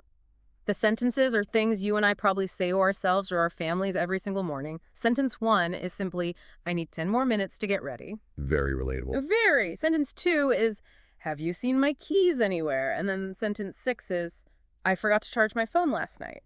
So they anchor the abstract concept of a new language to the tactile reality of the learner's bedroom or living room. The keys, the phone, the clock.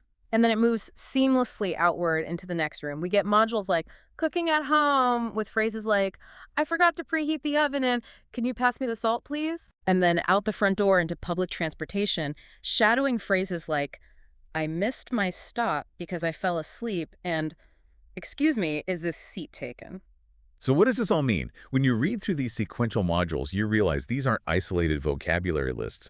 They're universal micro-narratives. Micro-narratives, I like that. Take sentence 4. Grab your jacket, it's a bit chilly outside.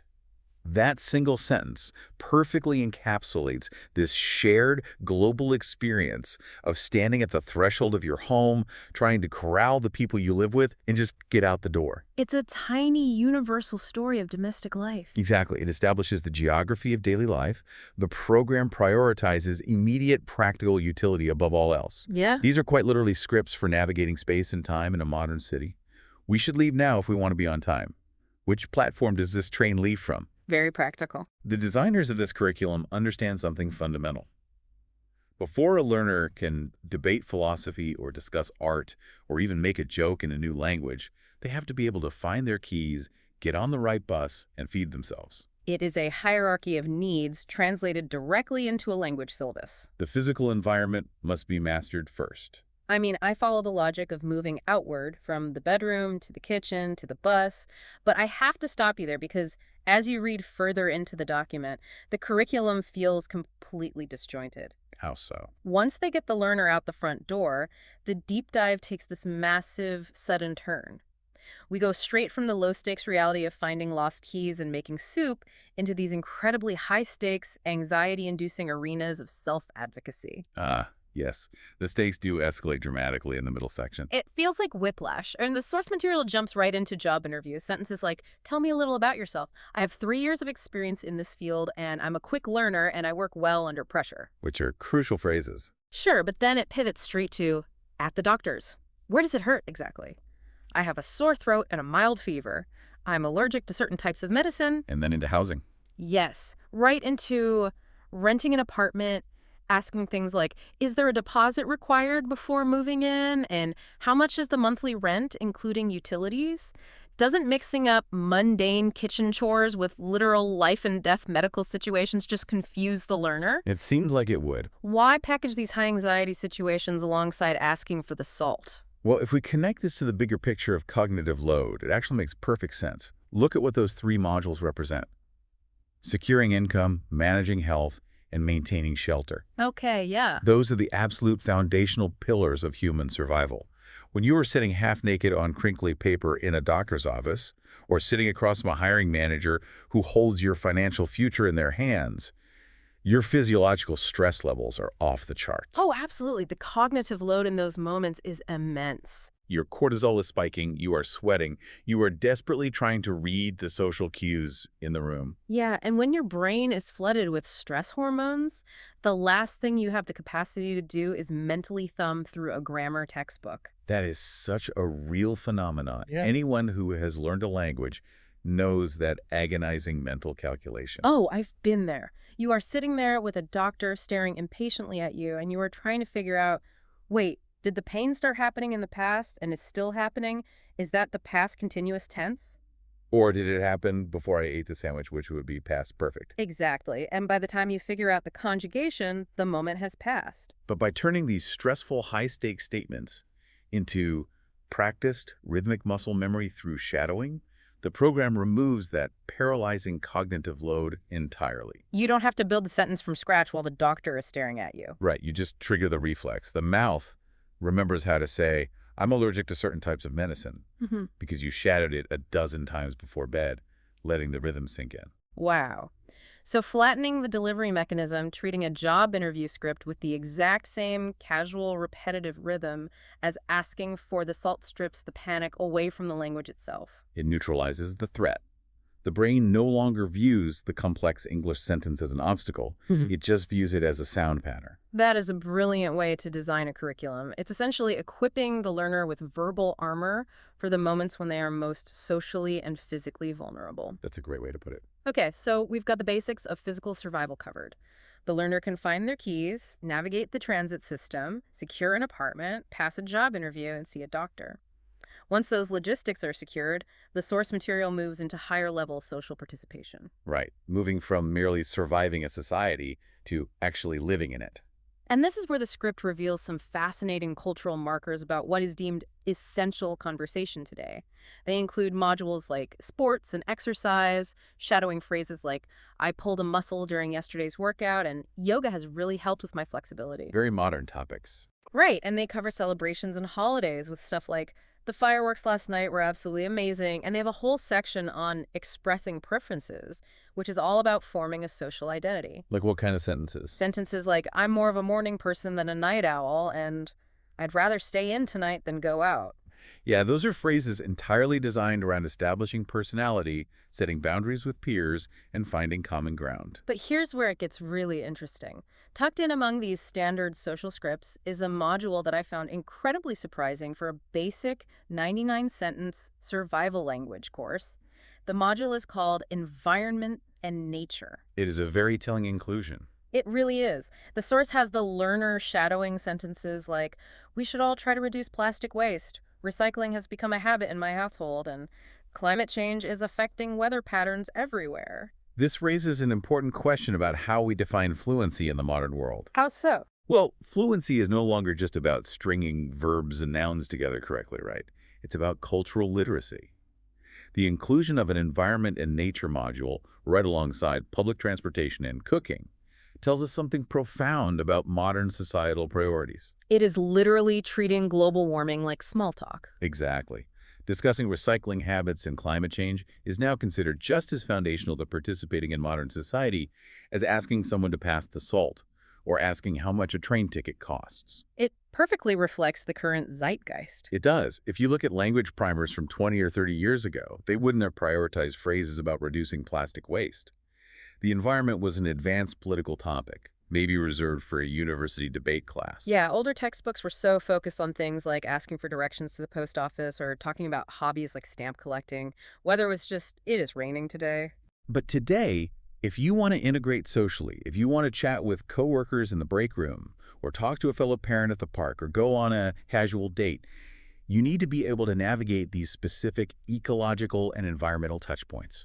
It has shifted from advanced debate to basic conversational currency. Precisely. And the sentences they chose in this module, like planting trees can really help the environment, or the air quality here has gotten much worse, they are just so ubiquitous. They are the background hum of modern life. They really are. It's almost like the creators of this curriculum held up a mirror to society and asked, what do people actually talk about when they are just existing together in a shared space? And the answer they found is deeply revealing. We talk about being tired.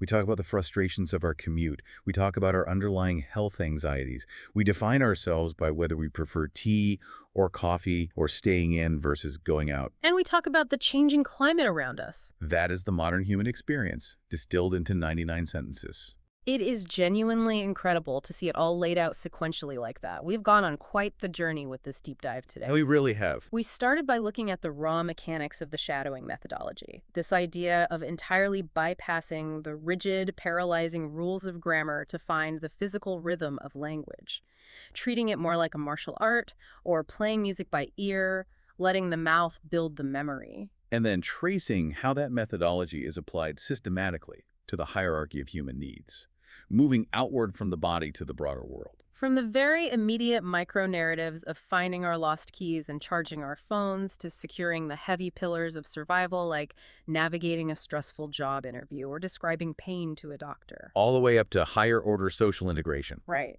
Debating climate change, talking about yoga, and declaring ourselves night owls or morning people. It is a complete, compact toolkit for modern existence. It really makes you think about how we approach all kinds of learning in our own lives.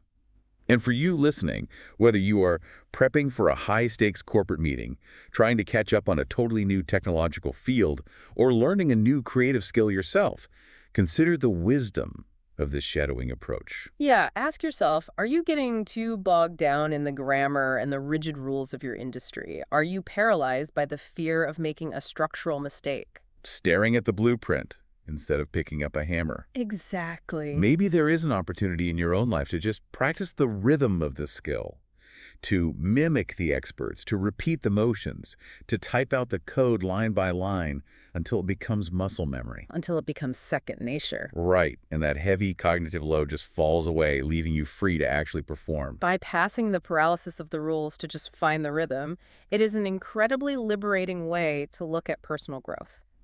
Which leaves us with a final, lingering question to ponder based on this program's methodology. Well, we just spent this time analyzing a highly curated script of 99 sentences that sum up basic human interaction. But if you had to distill your own specific daily life into a shadowing script of just a few repetitive sentences, what would it sound like? Well, that's a great question. What are the highly specific, incredibly mundane phrases that you repeat every single day to your family, to your coworkers, to yourself, without even realizing they have become the subconscious soundtrack of your existence?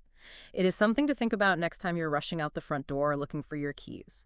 Imagine for a second, right, that you had to distill, like, all the infinite complexities of modern human life into exactly 99 essential sentences. Oh, wow. That's a pretty tight budget. Right. Every single interaction, every conflict, every moment of joy. Mm. If you woke up tomorrow and only had a budget of 99 specific lines to get you from breakfast to bedtime, what makes the cut? What do you leave out? Well, I mean, it forces you to look at what we actually value because, in that scenario, you aren't just choosing vocabulary. You're selecting the absolute baseline requirements for survival in our society. Yeah. You have to prioritize what keeps you fed, what keeps you sheltered, and honestly, what keeps you from being ostracized. And that is the core premise of our deep dive today. We are examining a really specific set of source material from a program called English Decoded. Right, the slow English learning curriculum. Yep, hosted by two guides, David and Emma.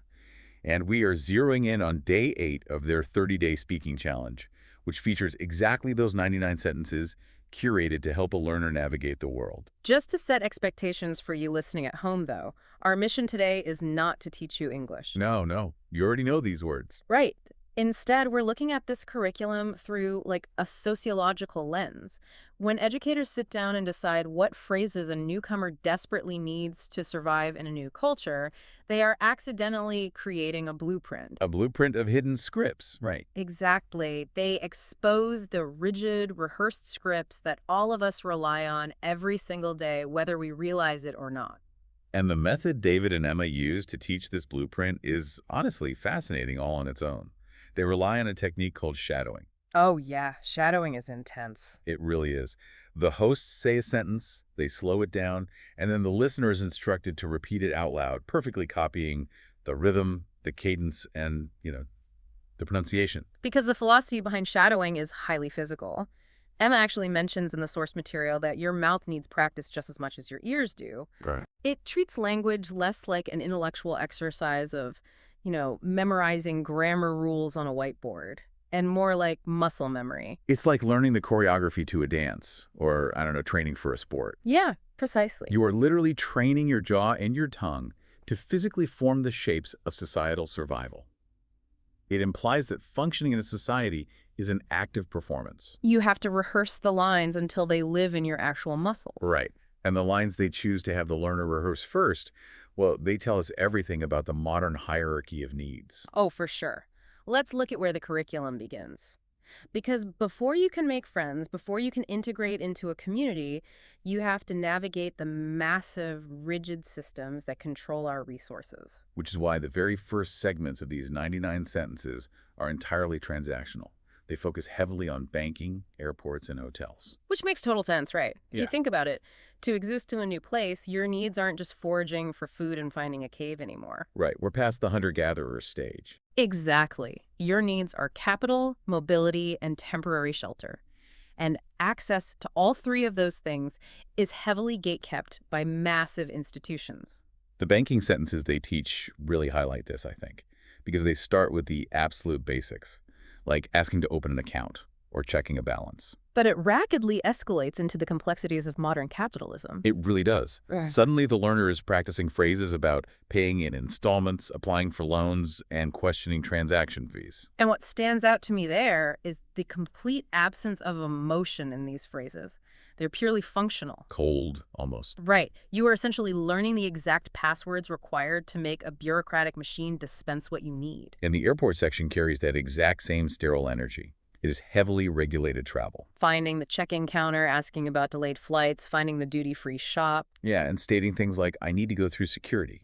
It is literally an obstacle course of compliance. And then you arrive at the hotel, which is basically the institutional version of securing shelter.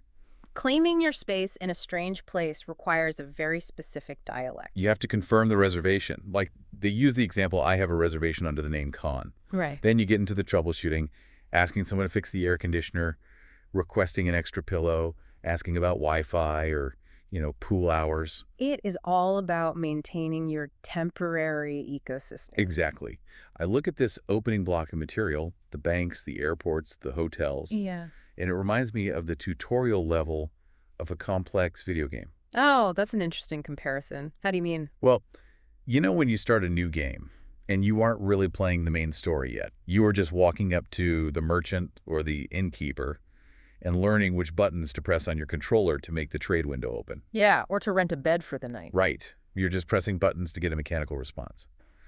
But I have to ask, does this heavy focus on transactions suggest a bleak reality? In what way? Like, is modern life less about actually connecting with human beings and more about just trying to get complex systems to work for us? Are we all just, pressing buttons on each other? Well, I see why it feels bleak, but let's reframe what these scripts actually accomplish. These highly transactional phrases aren't replacing human connection. They're not. No, they are providing a shield so that you can survive long enough for human connection to eventually happen. Think about your own experiences at an airport security checkpoint or a bank counter. Stressful. Very stressful. Exactly. These are inherently stressful environments. There's a massive power imbalance between you and the person behind the glass. Because they have the boarding pass or they have your money and you don't. Precisely. So having a precise, rehearsed script reduces the friction of that interaction. I get it. If you know exactly how to say, Is there a fee for this transaction? You protect yourself. You remove the vulnerability of the unknown. Right, you aren't bumbling around trying to invent a way to ask for your money. You are using the established code, and that shield allows you to save your emotional energy for the interactions that actually matter later on. Okay, so the script is the armor you wear to get through the bureaucratic gauntlet. I can definitely see that. And that structural armor actually maps perfectly onto the next phase of the source material. Because once those basic survival level needs are met, the curriculum undergoes a massive shift. Yeah, we move from rigid institutional systems to the infinitely more complex art of nuance. And the difficulty level spikes dramatically here, not in the complexity of the vocabulary, but in the social intelligence required to use it correctly. Because we get into giving advice and making suggestions. The curriculum doesn't just teach you how to tell people what to do. No, it teaches you how to gently, almost imperceptibly influence them. Right, listen to the padding on these sentences. They teach phrases like, maybe you could try a different approach, or if I were you, I'd wait a little longer. Yeah, you have to pay attention to the qualifiers in there. Maybe. If I were you, perhaps. You might want to double check that. Have you thought about asking for help? Perhaps it's better, to be honest.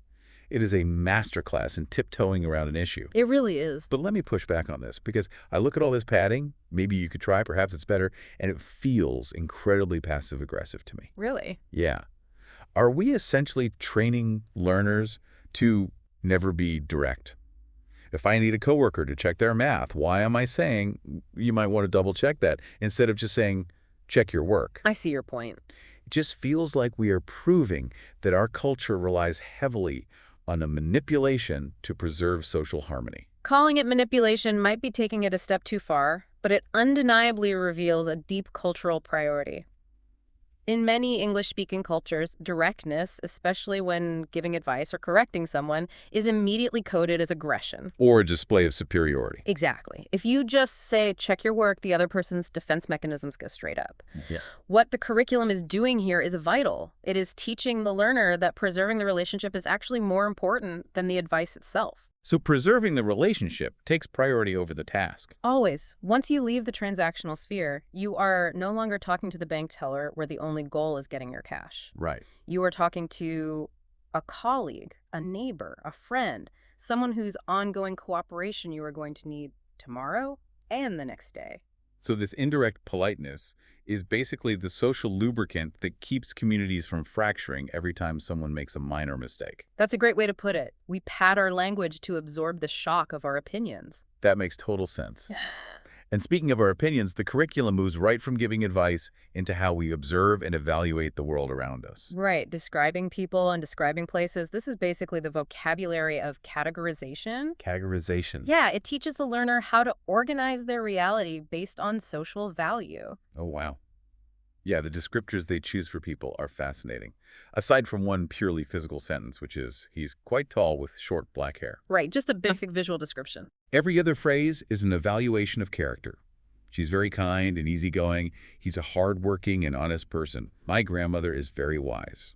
They are teaching the learner how to judge others, or rather, how to signal who is safe and who is valuable to the community. They even include the nuance of social development, like she's a bit shy at first, contrasting with she's confident and outgoing. And they teach you to define people by their utility to you, right? Like, my best friend is incredibly supportive. Exactly. And the section on describing places does the exact same thing for geography. It is all about evaluating an environment based on the emotional vibe it gives you. Assessing whether an environment serves your needs or threatens them. Exactly. Like the countryside here is so peaceful, the beach is absolutely stunning. Contrast that with this street is always crowded, which implies a chaotic negative. Right, or this neighborhood is very quiet. This building is quite old but charming. It is entirely about curating your surroundings. We are basically teaching people how to articulate their preferences, to seek out the peaceful and the charming and to avoid the crowded. If you synthesize these sections, the learner is being handed the tools to find their place in the social hierarchy. They know how to survive the institutions, they know how to interact without causing offense, and they know how to evaluate their peers.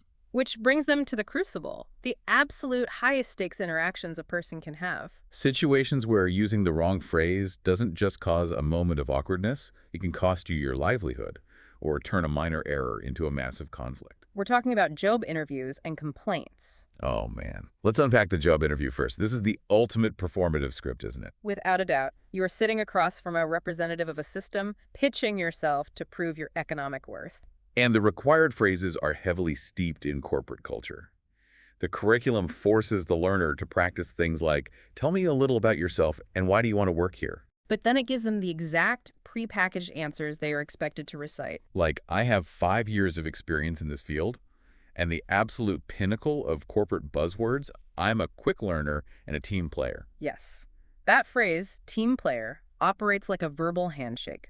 You aren't really describing your personality, you are reciting a password. A password to get in. You are saying those exact words to prove to the interviewer that you understand and submit to the rules of the corporate game. You are proving that you speak the dialect of human resources. Exactly. Seeking new challenges. Expressing that you are really passionate about this industry. And of course, the mandatory sign-off. I look forward to hearing from you. It is entirely formulaic, but the stakes get even higher when things go wrong. The next topic is complaints and apologies. The delicate dance of de-escalation. Managing conflict really is the ultimate test of cultural fluency. When a product breaks or a deadline is missed, how do you resolve it without starting a fire? The phrases they teach are a careful mix of taking responsibility and demanding restitution. I'm sorry for the inconvenience, this isn't what I ordered. Or, I apologize for being late. Could I get a refund, please? Right. But 2 specific phrases jumped out at me. I completely understand your frustration and thank you for your patience.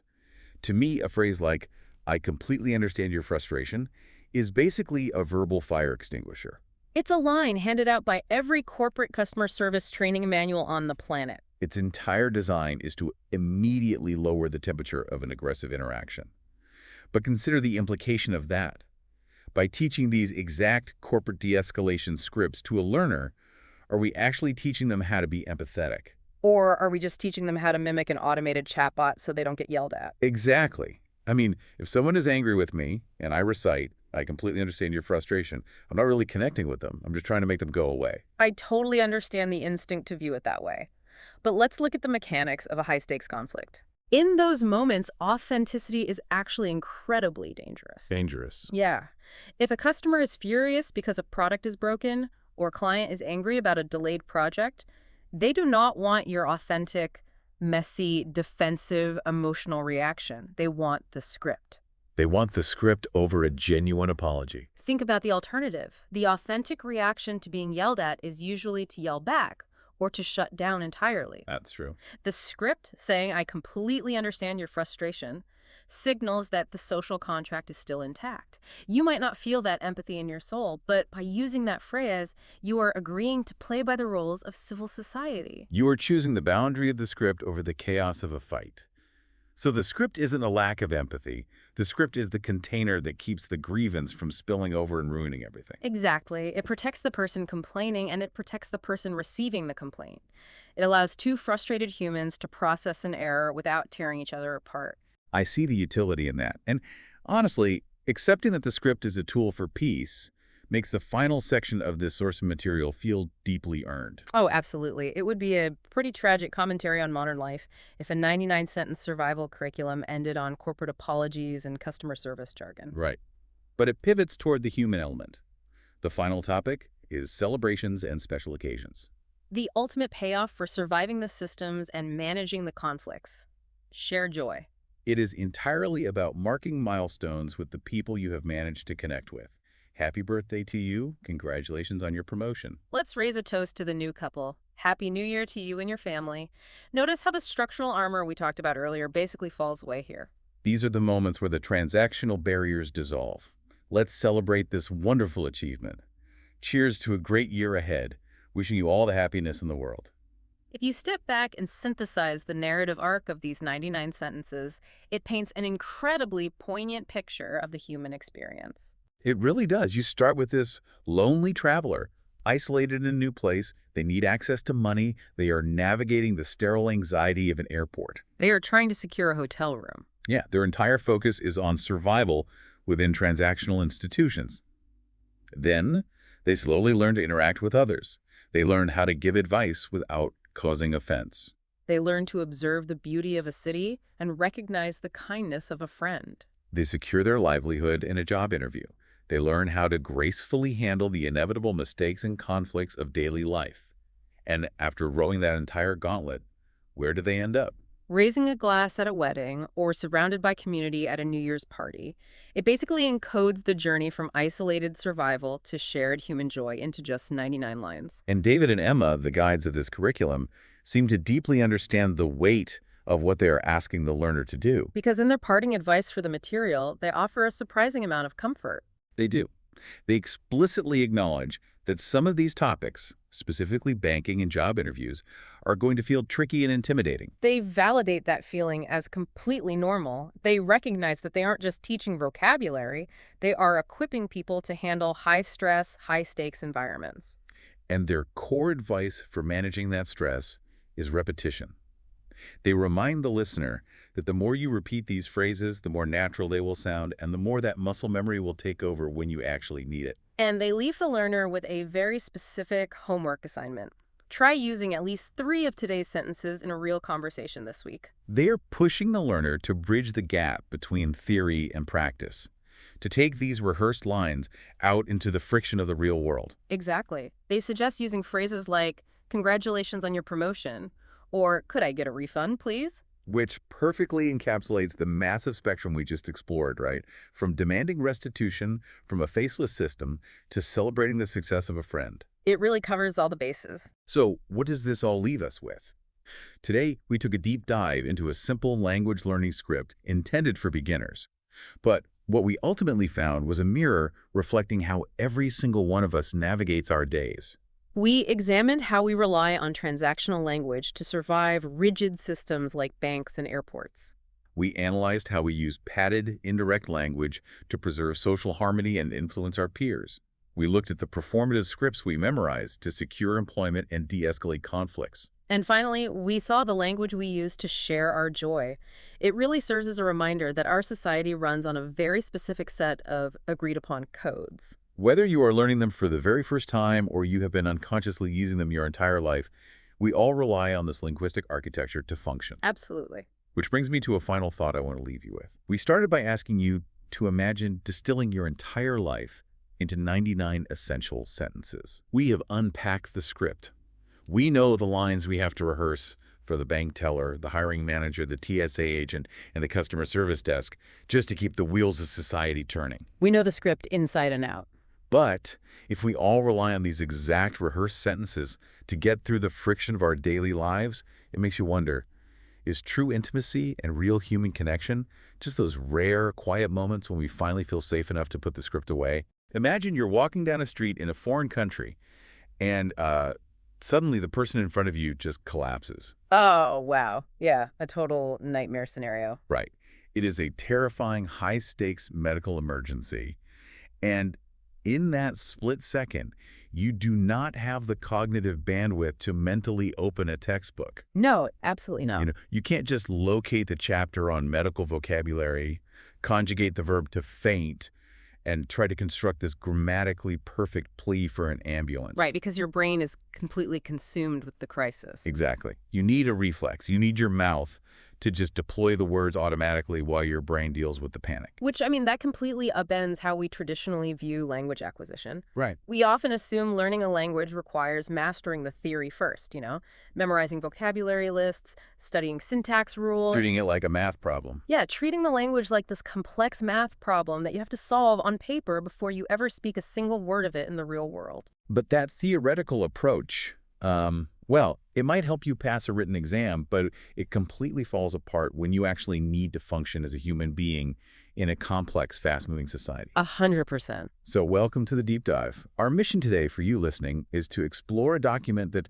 initially looks like, well, just a standard educational tool, but it is actually this profound map of human behavior and survival. It really is. We are analyzing a transcript from day 9 of a 30-day language learning program called English Decoded. Right. And just for some context, it's a session led by two instructors, David and Emma, and it's aimed at ESL learners. Okay. During this specific lesson, they introduce a list of 99 English sentences. But what makes this source material so compelling isn't just the sentences themselves. Right. It's how they teach them. Exactly. It's the underlying methodology they use to teach them and the highly specific sequence in which they present human priorities. So to understand the brilliance of those 99 sentences, we really have to look at the delivery mechanism first. Because David and Emma don't just read the list and tell the listener, hey, take notes. No, they use a technique called shadowing. Shadowing, right. And the structure of shadowing is straightforward, but it's actually incredibly demanding on the brain. Basically, David or Emma speaks a sentence at a natural conversational pace. Okay.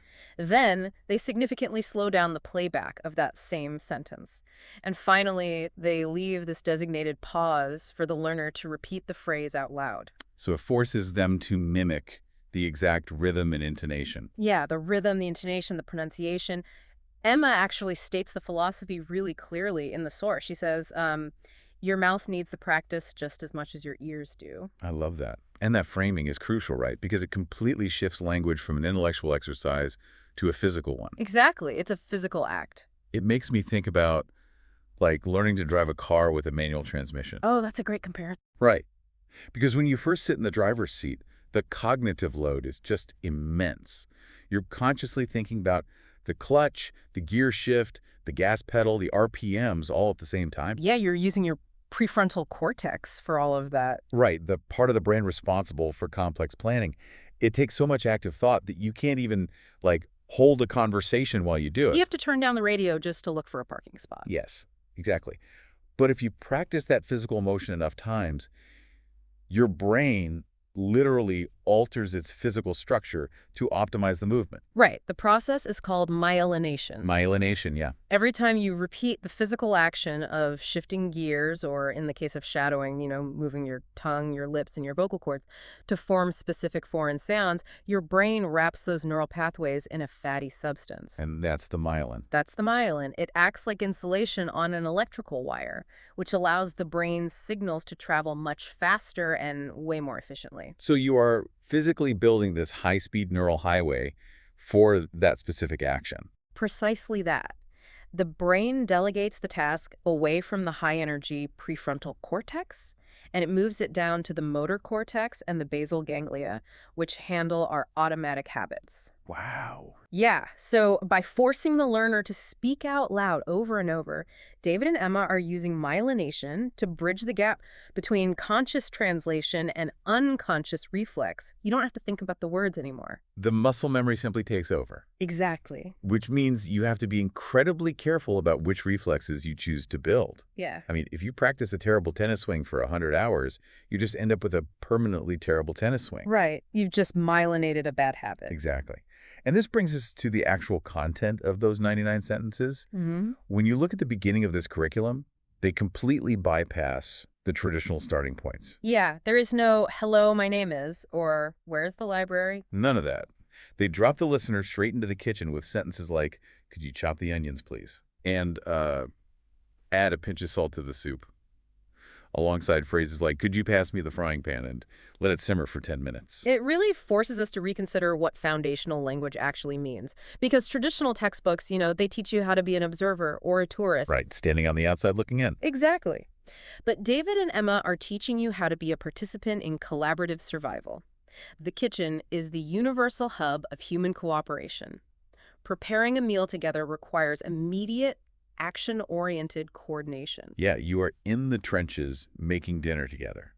And it requires an entirely different vocabulary than simply ordering a coffee from a barista. It really does. It's about managing shared tasks. And that theme of physical, immediate navigation, it extends straight out of the front door and directly into their exploration of public transit. Right, because the transition from the kitchen to the wider world requires phrases designed to move a physical body through a shared society. Yes, the spatial mechanics of society. Exactly. The source material focuses heavily on spatial and temporal logistics here. Phrases like, what time does the next bus arrive? Is this seat taken? And that universal warning, Mind the gap between the train and the platform. Right. These are the mechanics of existing safely in a crowd, which I think sets up the psychological foundation for the most striking part of this early curriculum. Oh, the emergency section. Yes. We go from asking about the next bus directly into severe medical emergencies. The source document includes sentences like, "Please call an ambulance right away. Someone fainted. Please come quickly. I need help immediately. And where is the nearest hospital?" And going back to our earlier discussion about the prefrontal cortex, emergencies create a really unique neurological crisis. Why so? Well, during an accident or a severe medical event, a person's cognitive load just skyrockets. The brain's amygdala triggers a panic response, and your executive function essentially shuts down. Wow. Okay. Yeah, you lose access to complex problem-solving skills, which absolutely includes the ability to piece together foreign vocabulary on the fly. Which is exactly where that manual transmission analogy hits its peak. Right. Right? If a pedestrian steps out in front of your car, you don't actively think about moving your foot to the brake pedal. No, the reflex happens before you're even consciously aware of the danger. Right. So by deeply ingraining a prepackaged script like "someone fainted, please come quickly," through repetitive shadowing, the language itself becomes a life-saving reflex. Exactly. You just bypass the cognitive paralysis of the panic response and deploy the script automatically. It shows that the curriculum recognizes language as fundamentally a tool for survival. Because once physical safety, nourishment, and basic transit are secured, the baseline of human needs shifts. We start looking outward. Right. The focus naturally expands outward, moving from immediate physical logistics to the complex web of modern social connection and commerce. And this is where the transcript reveals, honestly, a very accurate reflection of 21st century life. Because the next phase of the 99 sentences focuses heavily on family and social bonds. You know, it features these grounding, timeless statements like, "We usually have dinner together as a family. Family always comes first for me, and she's like a sister to me." Right, very classic relational phrases. But positioned right next to these intimate familial bonds, treated with the exact same level of linguistic importance, is navigating digital e-commerce. Yes, the inclusion of online shopping reveals this incredibly pragmatic view of modern existence. The logistical realities of our daily lives have fundamentally changed. They really have. The sentence is taught here like, "I just placed an order online. Could you track my package for me? I forgot to apply the discount code, and is free shipping available for this order?" They reflect the new mechanics of hunting and gathering. Right.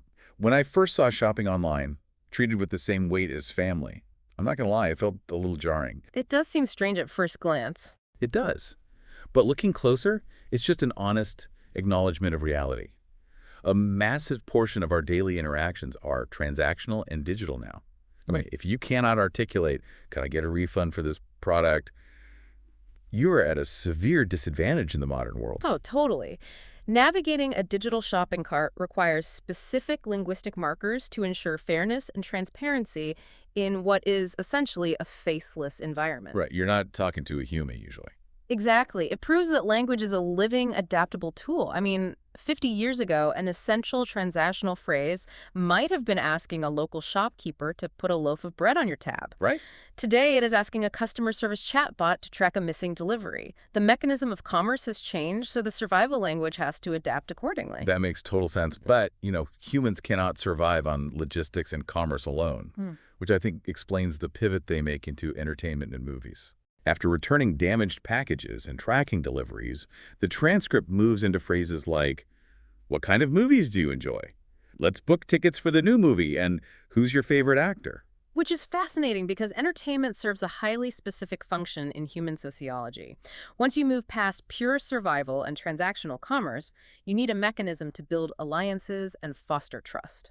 So entertainment is like the bridge. Exactly. The language of entertainment is the operating system for social bonding.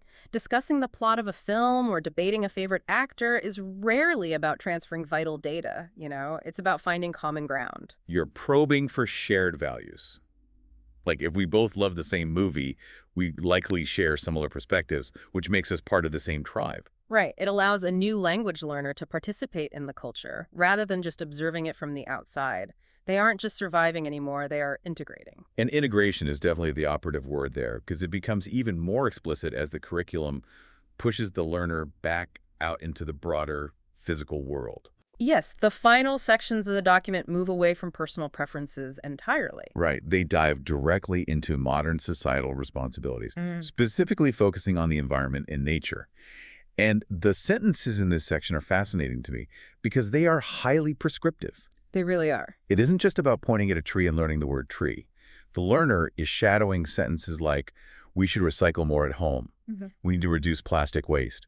And protecting wildlife matters a lot to me. Right. The language here actively encodes contemporary cultural values. Yes. By having the learner physically repeat these specific phrases, David and Emma are embedding the moral expectations of the community right into the learner's vocabulary. Wow. It provides the exact linguistic tools required to signal that you are a responsible, forward-thinking member of society. It is essentially teaching the learner that to be considered a good citizen in this language ecosystem, you need to care about reducing plastic waste. It's such a profound use of a language exercise. It transfers a worldview, not just a vocabulary list. Exactly. And that worldview culminates in the final and probably the most stressful aspect of modern society explored in the document. Oh, time management.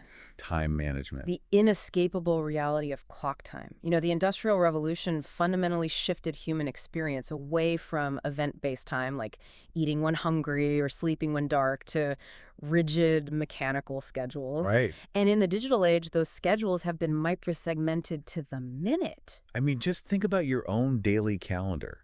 The phrases David and Emma chose for this final section, they capture a universal modern anxiety. Oh, absolutely. You have phrases like, could we reschedule our meeting, please? I'm running 5 minutes late. Let's set a deadline for this task, and sorry for keeping you waiting.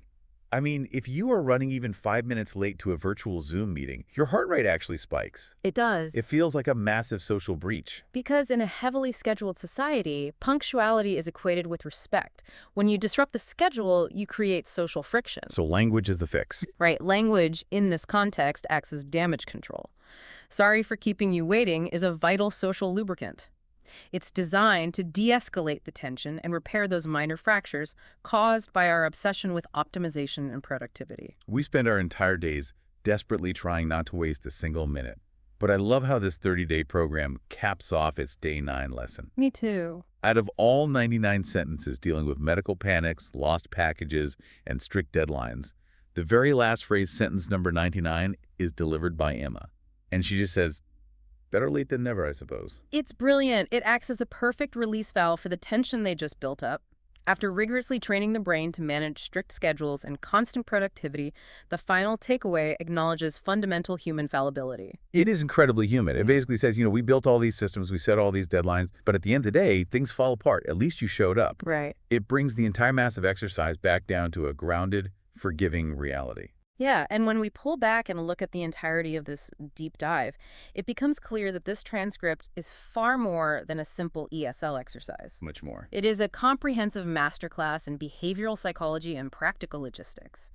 By utilizing the mechanics of shadowing, forcing the brain to build physical myelin pathways and bypass the prefrontal cortex, the program equips learners with automatic reflexes. It really takes the learner on a complete journey of human needs. From the intimate, cooperative survival of chopping onions in a kitchen, to navigating public spaces, bypassing panic during medical emergencies, maintaining family bonds, managing digital commerce, bonding over shared stories, signaling moral values, and finally, just managing the relentless ticking of the clock. And the source material actually ends with a very specific challenge from the instructors. Right. David and Emma advise their listeners to take at least 3 of these concepts or phrases and use them in a real conversation within the week. Taking the theoretical muscle memory and forcing it into the friction of the real world. Exactly. Even if it is just asking a stranger on the bus, is this seat taken? Or admitting to a colleague that you need to set a deadline. Because the neural pathways are entirely useless if you never take the car out of the driveway.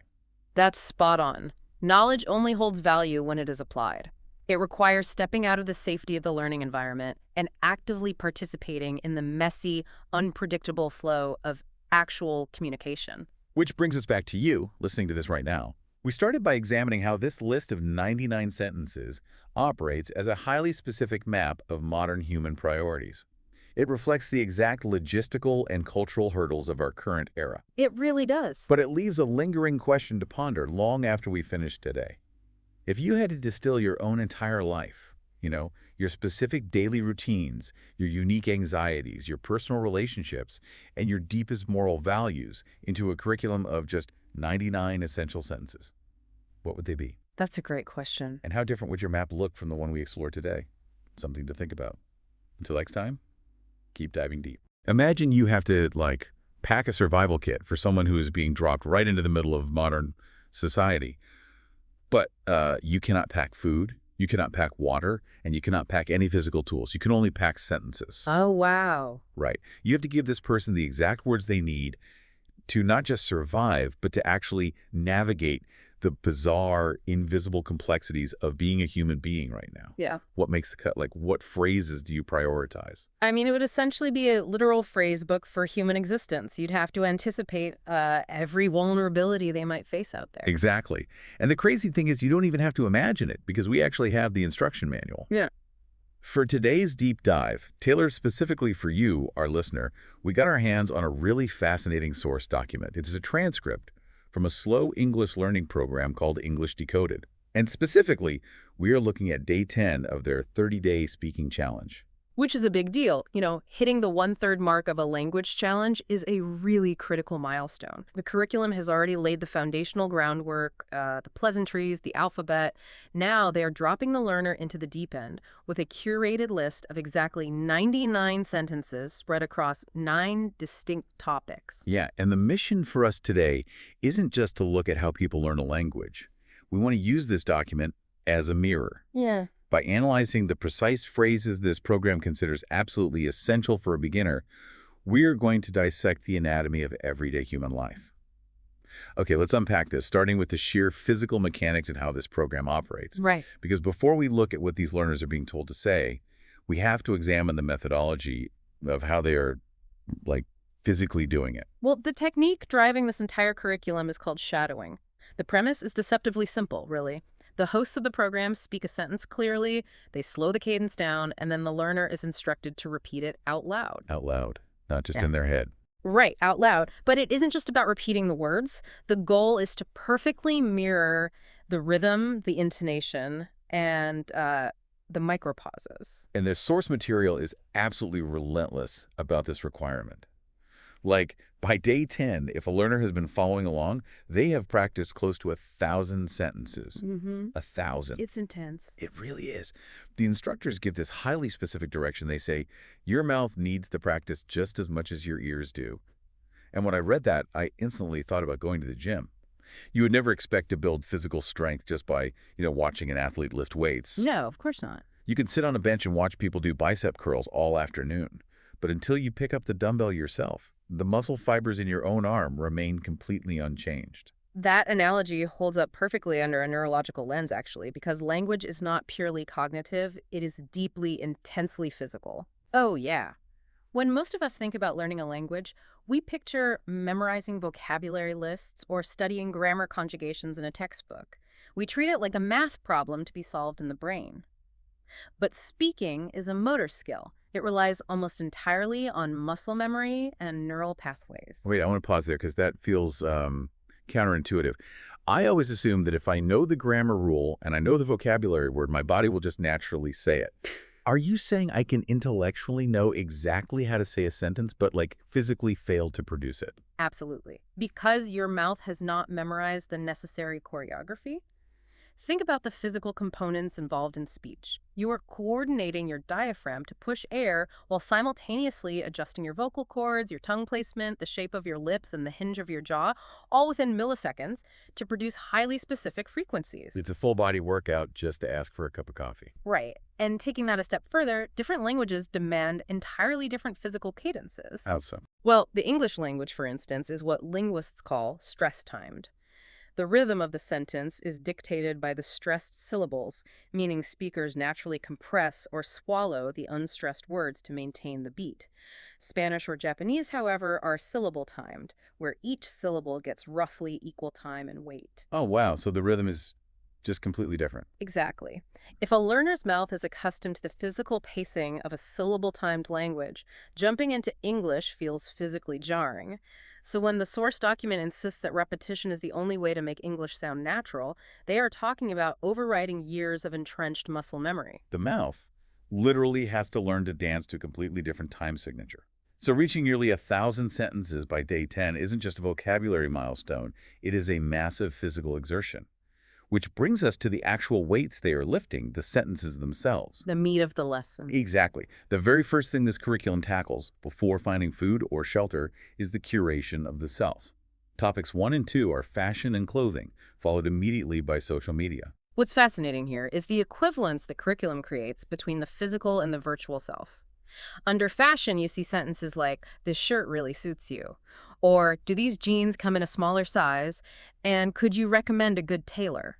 This is traditional identity management. How do I present my physical body to the society around me? Right. Classic survival phrases for anyone who has to wear clothes in public.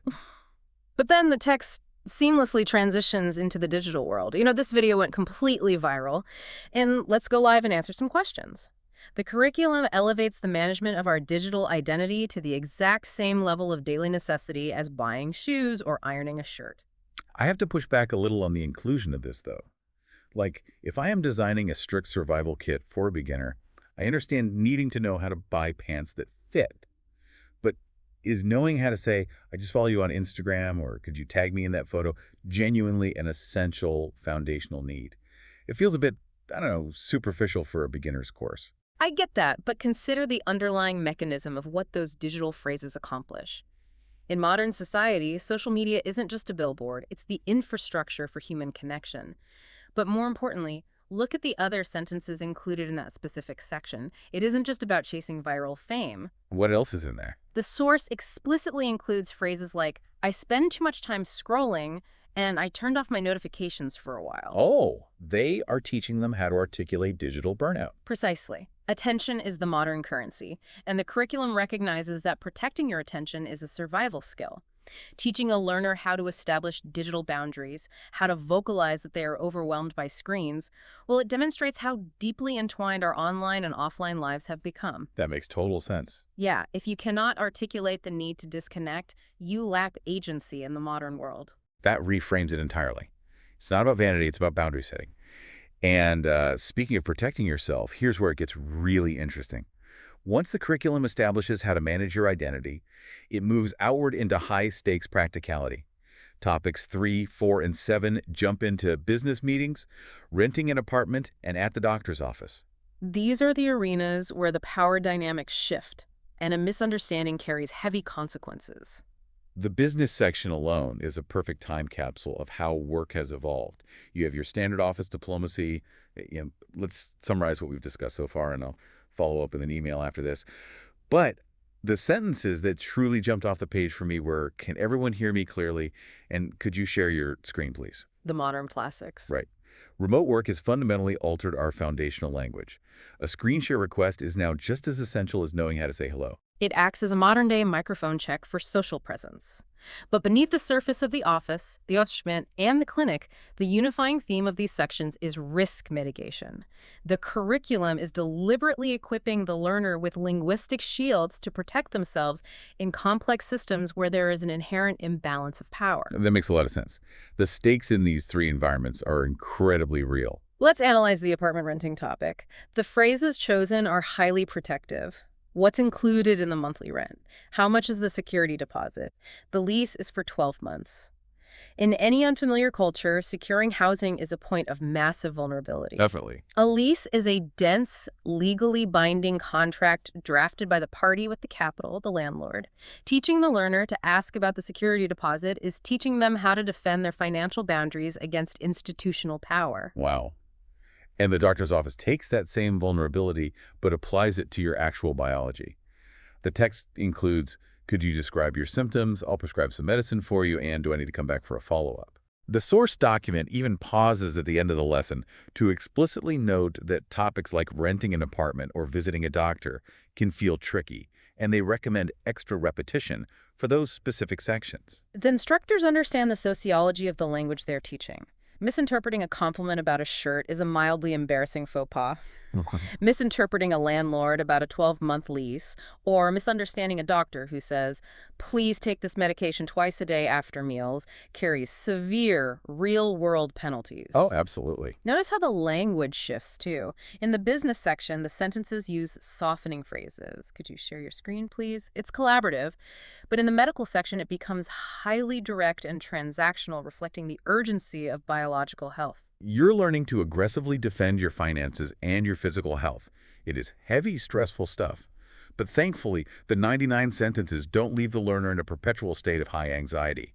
Once survival, shelter, and health are secured, the curriculum immediately pivots to the things that make life actually worth living. The fun stuff. Yes. We move into pets and animals, music and arts, and neighbors and community. If we connect this to the bigger picture, this is where the curriculum transitions from merely surviving society to actually participating in it. This is the social glue. It is a profound shift in tone. We go from the tension of security deposits to phrases like, "My dog loves going for walks, this cat is incredibly playful," and "make sure to feed the fish every day," and then right into the arts. "This painting is absolutely stunning," and "this song always lifts my mood." Because survival alone is an incomplete human experience. We require community and shared joy. Teaching a learner how to express awe over a painting or how to bond over a dog's behavior provides the specific vocabulary needed to build bridges between distinct cultures. I love that. Joy might be a universal emotion, but you still need the localized syntax to share it with the person standing next to you. I completely agree, but I have a major observation here, and I'd love your take on it. The specificity in these joy sections is wild. What do you mean? Well, the learners aren't just practicing generic statements like, "I like art," or "I like animals." The transcript specifically includes, "I'm learning how to paint with watercolors," and "What breed is your dog?" That is incredibly specific. Doesn't this curriculum assume the learner is adopting a very particular type of lifestyle? That points to a fascinating underlying mechanism in language education known as aspirational anchoring. Aspirational anchoring. Yes. Whenever we teach a language, we are inevitably teaching a culture. The curriculum designers have to choose a reality to model. By selecting vocabulary centered around taking watercolor classes or inquiring about dog breeds, they are offering a script for a very specific, idealized version of middle-class existence. Because asking about dog breeds implies a neighborhood where people have the disposable income to buy purebreds and the leisure time to walk them. Exactly. It implies safety, leisure, and resources. You see this vividly in the neighbors and community section as well. The phrases practiced include, "We're organizing a community event this weekend," and the ultimate classic, "I borrowed some sugar from my neighbor." The borrowing sugar thing. I read that and immediately pictured a 1990s sitcom. It feels like such a trope. Do people actually still knock on a door to borrow a cup of sugar? From an anthropological perspective, borrowing sugar isn't really about the baking ingredients. It's a low-stakes social contract. It is a mechanism designed to test trust within a community without risking major resources. That makes a lot of sense, actually. Yeah, if I borrow a cup of sugar, I'm establishing a minor debt, which creates a reason for future interaction. It weaves the social fabric. And the curriculum beautifully contrasts this trust building with conflict resolution by including the sentence, "Could you keep the noise down a little?" Oh man, that is the ultimate test of the social glue right there. It truly is. How do you maintain community harmony while simultaneously enforcing a personal boundary regarding your own comfort? Navigating that tension is advanced societal maneuvering, and giving the learner the polite, calibrated phrase to execute it is crucial. It's giving them the exact script for the life they're hoping to build in a new language. And that concept of hope leads perfectly into the final section of Day 10. As the grueling 99-sentence practice concludes, the curriculum completely abandons the present day and looks entirely toward the future. Topic 9 is titled, Goals and Future Plans. Which is a brilliant structural choice by the designers. It perfectly matches the psychological journey the learner is experiencing at this exact 10-day milestone. So what does this all mean? Why end a heavy lesson on rent and doctors with future goals? The learners are suddenly shadowing phrases like, "I'm working towards a promotion at work," and "I'd like to start my own business someday." But then the instructors slip in these incredibly meta, almost therapeutic sentences. Oh, they're so good. The learner has to repeat, out loud, small steps lead to big achievements, and "I want to keep improving my English every day," and finally, "I believe good things are coming." They are literally programming optimism directly into the learner's mouth. It is an incredibly clever piece of psychological hacking. We discussed earlier how language is deeply physical, creating muscle memory in the jaw and vocal cords. But there is an equally powerful psychological impact to spoken self-talk. Oh, interesting. The neuroscience of speaking positive phrases out loud reveals that hearing your own voice articulate a belief, even if you were just repeating it as a mechanical exercise, creates genuine emotional resonance in the brain. It's essentially linguistic inception. The learner thinks they are just practicing the pronunciation of their vowels, but the curriculum is secretly planting a positive mindset to keep them motivated. Consider the phrase, small steps lead to big achievements. It serves double duty. On a practical level, it is a highly useful, natural-sounding English idiom for a business meeting or a personal conversation. But on a psychological level, it acts as an immediate reward system for the learner who just spent the last 20 minutes physically struggling through 99 rigorous shadowing exercises.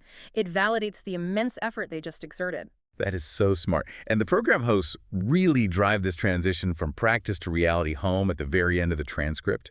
They issue a direct challenge to their listeners. They say, you have built the muscle memory, now take these freshly minted sentences out into the real world. It's time for the test. Exactly. They challenge the learner to use at least 3 of today's sentences in an actual unscripted conversation this week. They suggest trying out, what are your goals for this year? Or could you describe your symptoms? Though we should probably hope they only deploy that second one if they are actually a medical professional or perhaps speaking to a very sick friend. Fair point. Please do not ask your barista to describe their symptoms while you wait for your latte. But the core challenge stands. It is about bridging the gap between the safety of the practice gym and the unpredictability of the real world. Taking that painstakingly earned muscle memory and applying it to live human interaction.